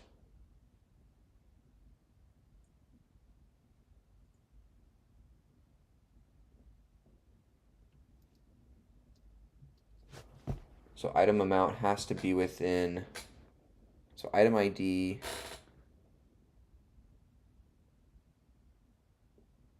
so we'll have to do a check item ID as well. So check item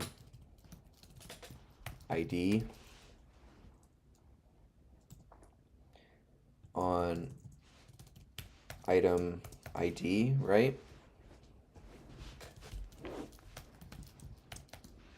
Cool. Config return false, that's fine. So that's fine. Now amount, we have to do a cost. So we'll take this down.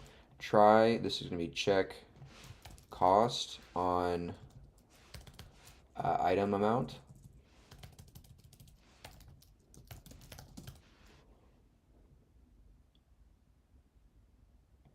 This is going to be item amount.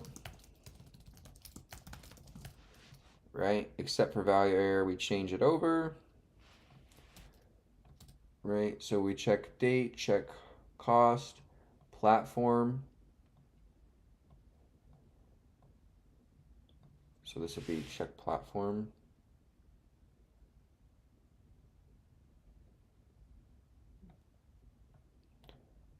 Check cost, check item ID.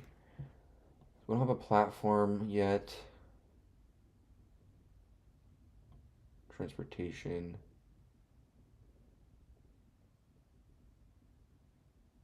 Right, those are combo boxes.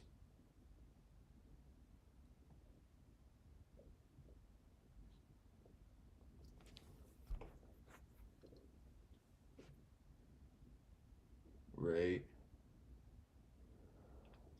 Transportation charge is a cost as well.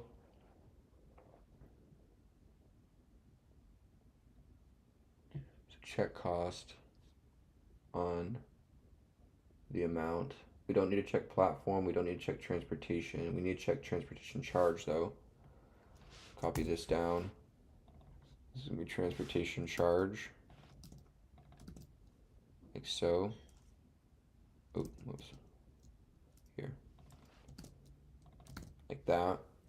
And then we have we're on fee and discount. We do the same thing. This is going to be for fee. On the check cost. This is going to be down for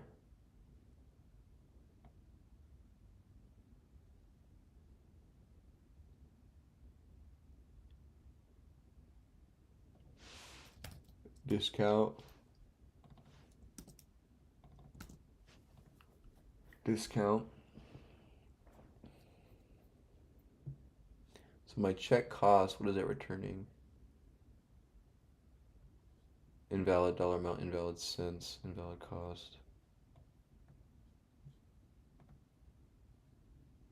So we need to specify though. So this says invalid cost.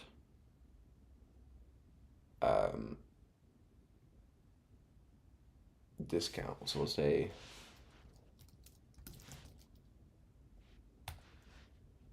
right, and then for here we'll say this is for the fee,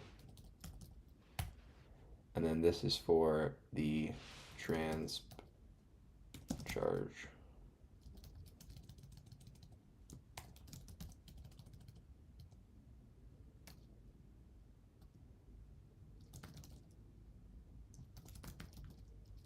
Right.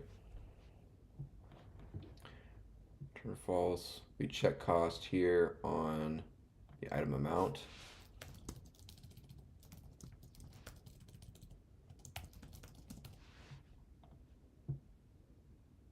Check ID.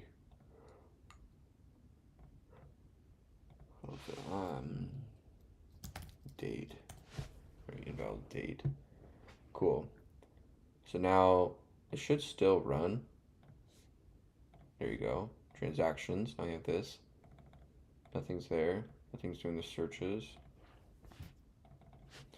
But if I commit,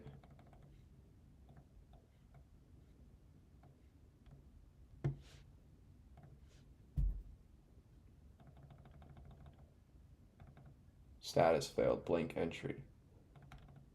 So that's working appropriately, right?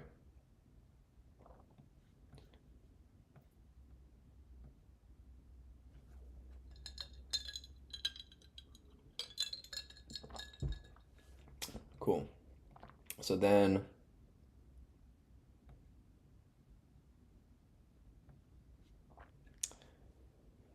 what you guys working on? So then what we'll do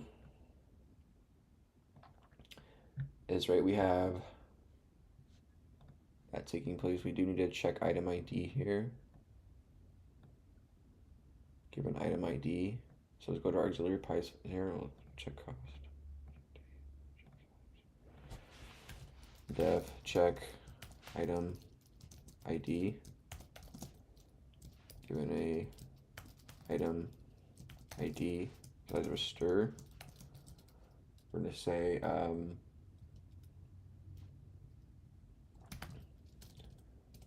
we're going to say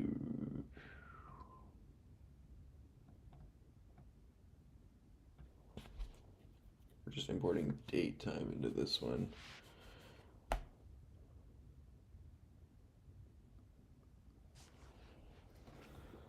So actually we'll have to put this check function in here because we need the database query.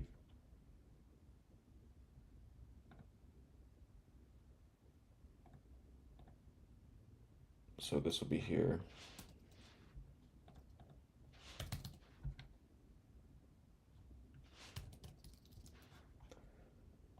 Right, so if we go def check item ID on self and then item ID, right? We say self.db dot execute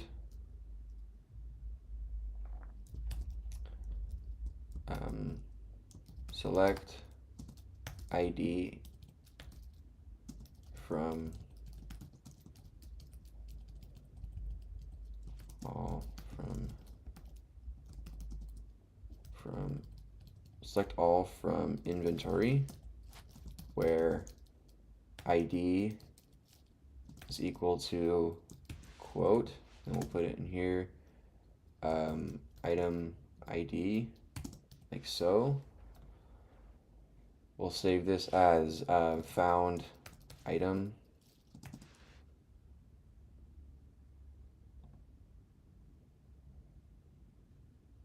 So we got to check that this is a valid ID, right? That's what we're doing here. If found item return true,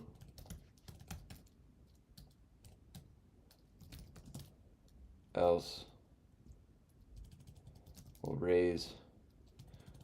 So if not found item, we'll raise value error, where we'll say invalid item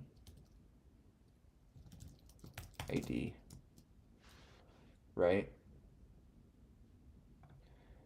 Else will return true.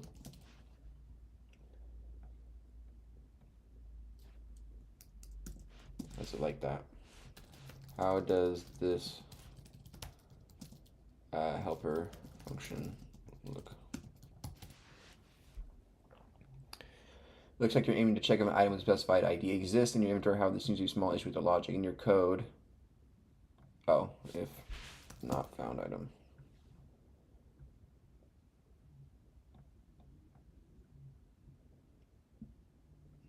Select all from inventory where ID equals that. Fetch one.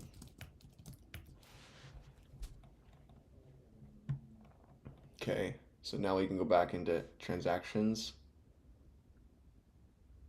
Right, we're doing a here, so this will be database self.database.check item ID on that item ID. Except for evaluator, we fail, return false.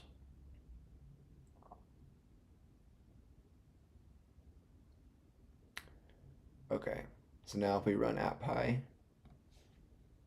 what'll happen now is if we go to transaction, put an item ID that doesn't exist, like 4, and press commit, we have blank entries failed. So let's put in dummy entries. Let's do 2025-03-29, item amount 10, sale platform, Instagram, shipping, transportation charge 10, fee 0, discount 0, note none. So now if we commit, we should get a fail here for item ID.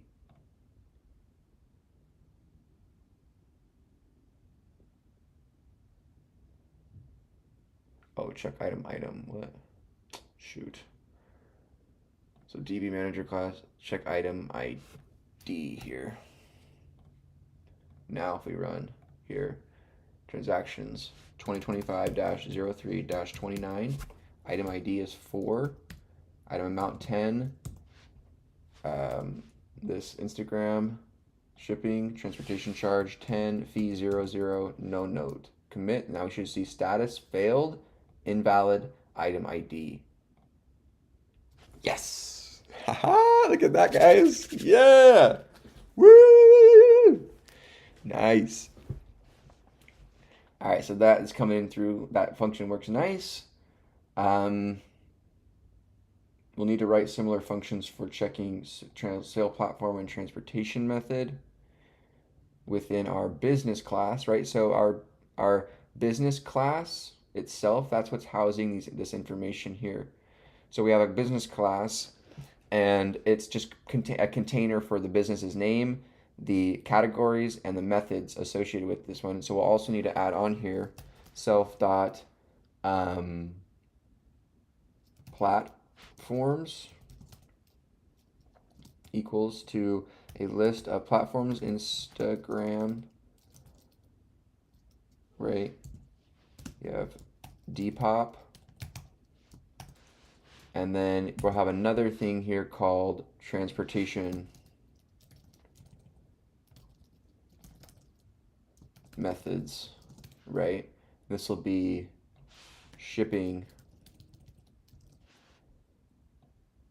delivery, pickup, or shipping, delivery, pickup. What do we currently have in there?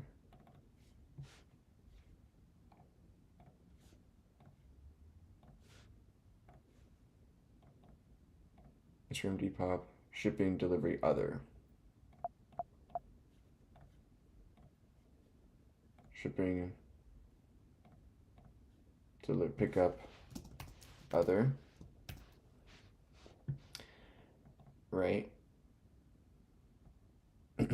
So I'll remove the other, I don't need that. So then in our transactions tab, where are we loading in that information? So in our transactions tab, we're doing platforms here.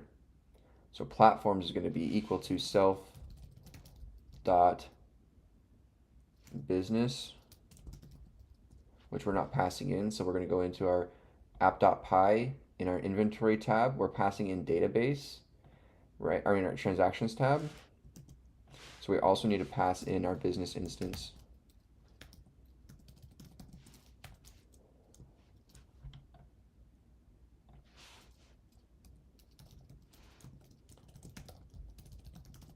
Right? We'll pass in our business instance to the transactions tab itself.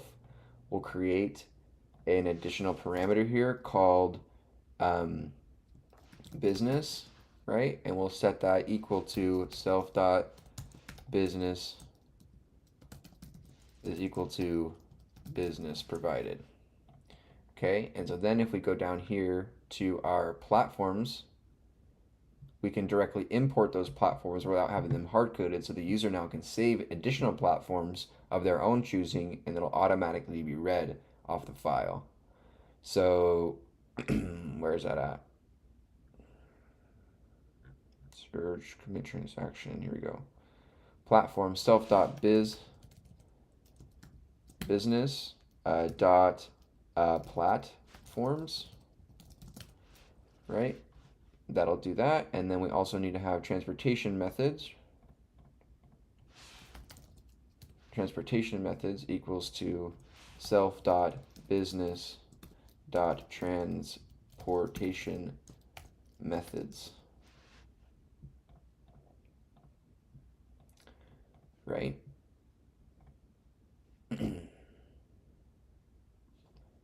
So now if we run app.py, everything. Ooh.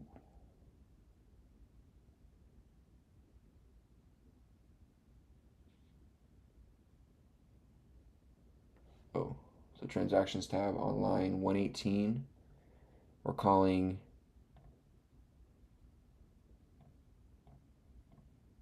transport methods here. There we go. Now if we run app.py, there we go.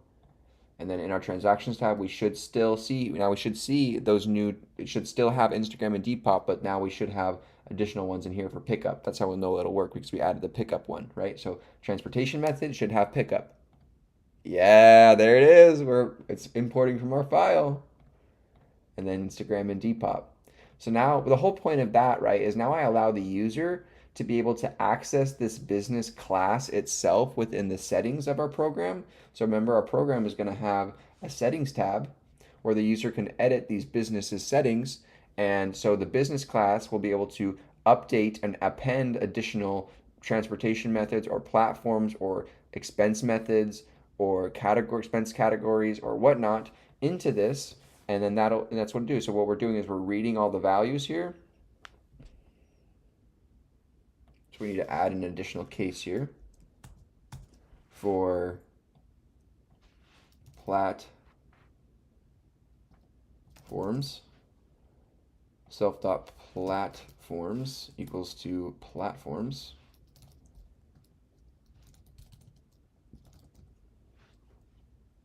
Or equals, sorry, to value. And then self.transportation methods equals to the value.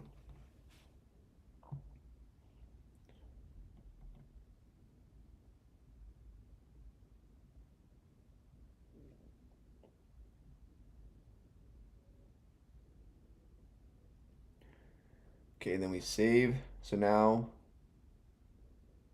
that's being read and loaded, right? In our app.py, we're calling in our function business within the initialization of the actual TK Tkinter window. And then a part of that, it's automatically running our business class and creating it, and then running the read business file or method to read the file onto the business, and then updates that with the name with the business's name. So what that's doing is it's pulling here, if you guys can see up at the top, we have small business manager default business name. If I go into this file and mimic if the user were to override this value and mimic what the user is going to be able to do in the settings, so let's say now I'll say this Michael, right? Michael's biz, right? Now if I run app.py, you have, oh, default business name still there. Ah, shoot.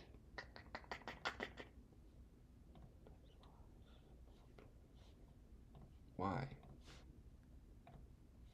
Default business name. Read business. Self.titles. Default business name. Michael's business.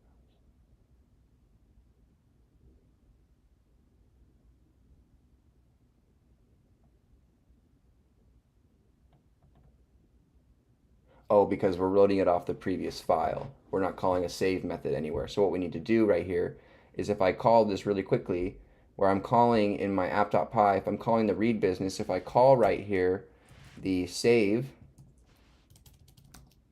business right here, right, and I run that once, it'll override this file. My business JSON info didn't update at all. It's still not saved yet, because I'm not calling a save anywhere. The save will happen when we update in the settings. That's where the save will take place, or if you close or something, right? So if we just call this one time here and then exit, you'll see now that our business default business name is still there. Why?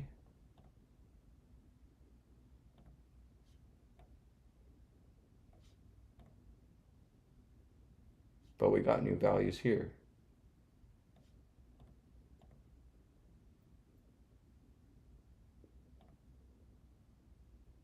Why did those update but not this? So we're reading. We're creating a business.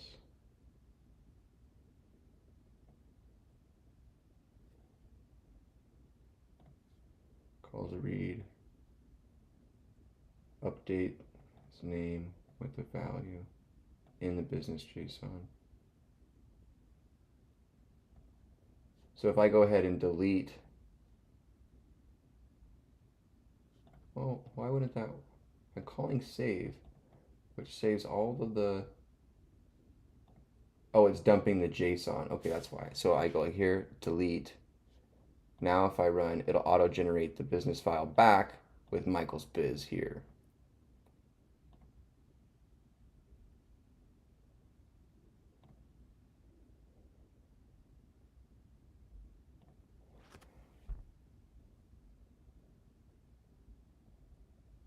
So the thing is that, why is that not reading?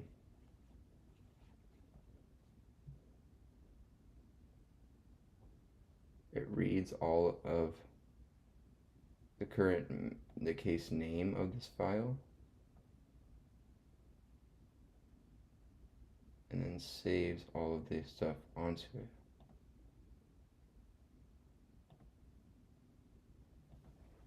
So why is that not picking up the name? So if I change in my business info, if I change this to test name, and I clear out this, I run here,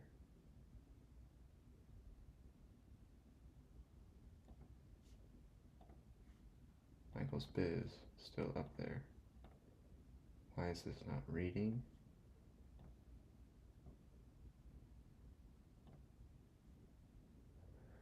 So try to open info as file.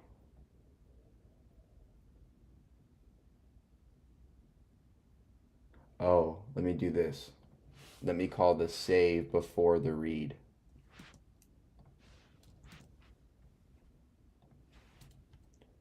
So we'll call save business, which will dump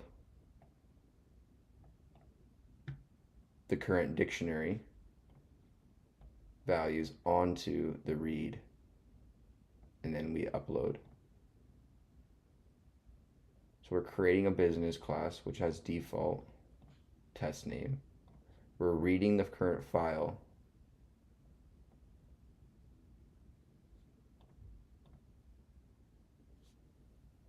Dumping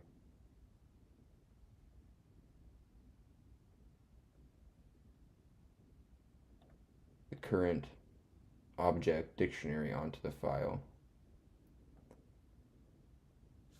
And then we're reading it off of the file.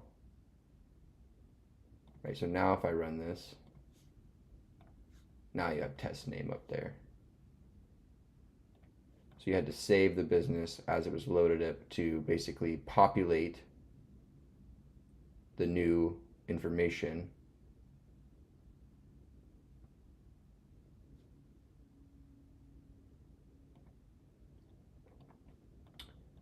Yeah, and then read off of that. So you save.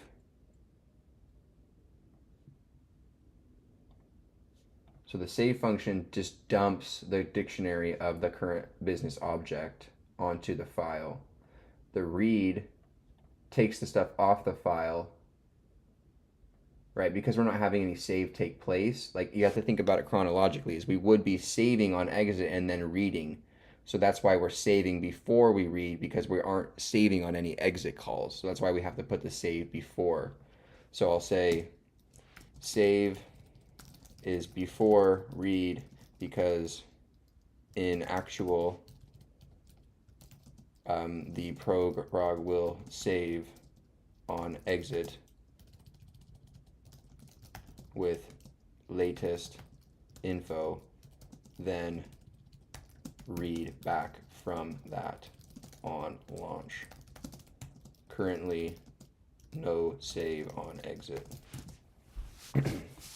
Right, that's why. Okay, that solves that. Right, so now we have this, transactions, and then we have a couple of buttons here. We commit, failed blank entry, search. We'll have to also do a failed blank entry there. And then that'll be that. So anyways, you guys, I'm going to call it here for today. I really, really appreciate you guys joining me and hanging out. It was super fun. Today we did a little bit of reading into data structures and algorithms in Python. And then we learned about, what was it? Skip lists. Yeah, we learned about skip lists a little bit in DSA and Python, understanding what skip lists were, and pseudo-random number generators that generate basically the yes or no to insert that value into the skip list to basically mimic a logarithmic search, and but also maintaining logarithmic or fast insertions and deletions rather than from like using maps and stuff. Or sorted maps for that matter. So that's what we did today. And then we solved Leet code problem number 100, which was really cool. And then we worked on the business manager. I'm going to try to take some time tomorrow to really grind away on the business manager on my Sunday, and really put in a good maybe 2 or so hours of just actual work on the project, get the transactions menu working optimally. And then from there, we can then move on to the income statement and the balance sheet, which will be the harder parts of this project, because those I have to kind of come up with. I don't have any ideas of how I'm going to do that yet. I need to talk to my dad, who's an accountant, a CPA, and get his opinions on the balance sheet and income statement and what kind of information I need to be tracking on there.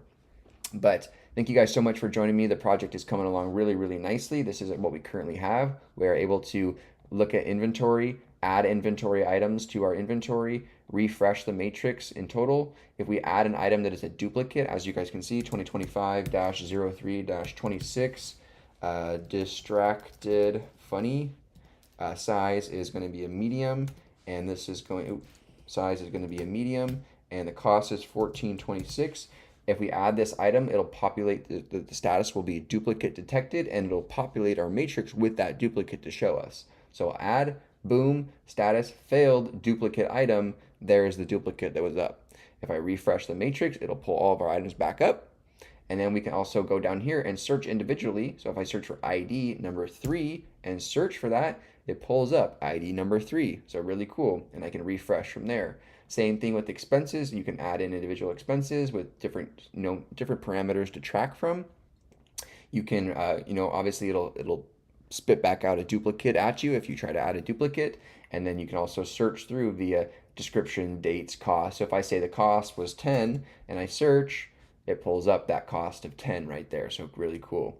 And I can refresh there and it refreshes the matrix back. So we'll have a similar working system for the commit transactions. There's just a few more data points that will almost double the amount of gets that we have to account for making and verifying this data. So it's just taking us a little bit longer, but the search should be fairly straightforward as well. We can pretty much copy that one-to-one from our other tabs. But like I said, the income statement and the balance sheet are blank. We don't have anything for there. And then obviously the settings we can just chip away at and add. But we're coming along. We're about, I'd say halfway done with this project so far. This is kind of like the 50-60% mark. But it should be kind of all downhill from here as we already have like the basic functionality and structure of everything accounted for. So thank you guys truly for joining me today. Please leave a like on the stream if you guys enjoyed your time here with me and hanging out. It really, really helps truly, guys, to have YouTube keep pushing our content out and everything. I'm gonna go ahead and commit this up.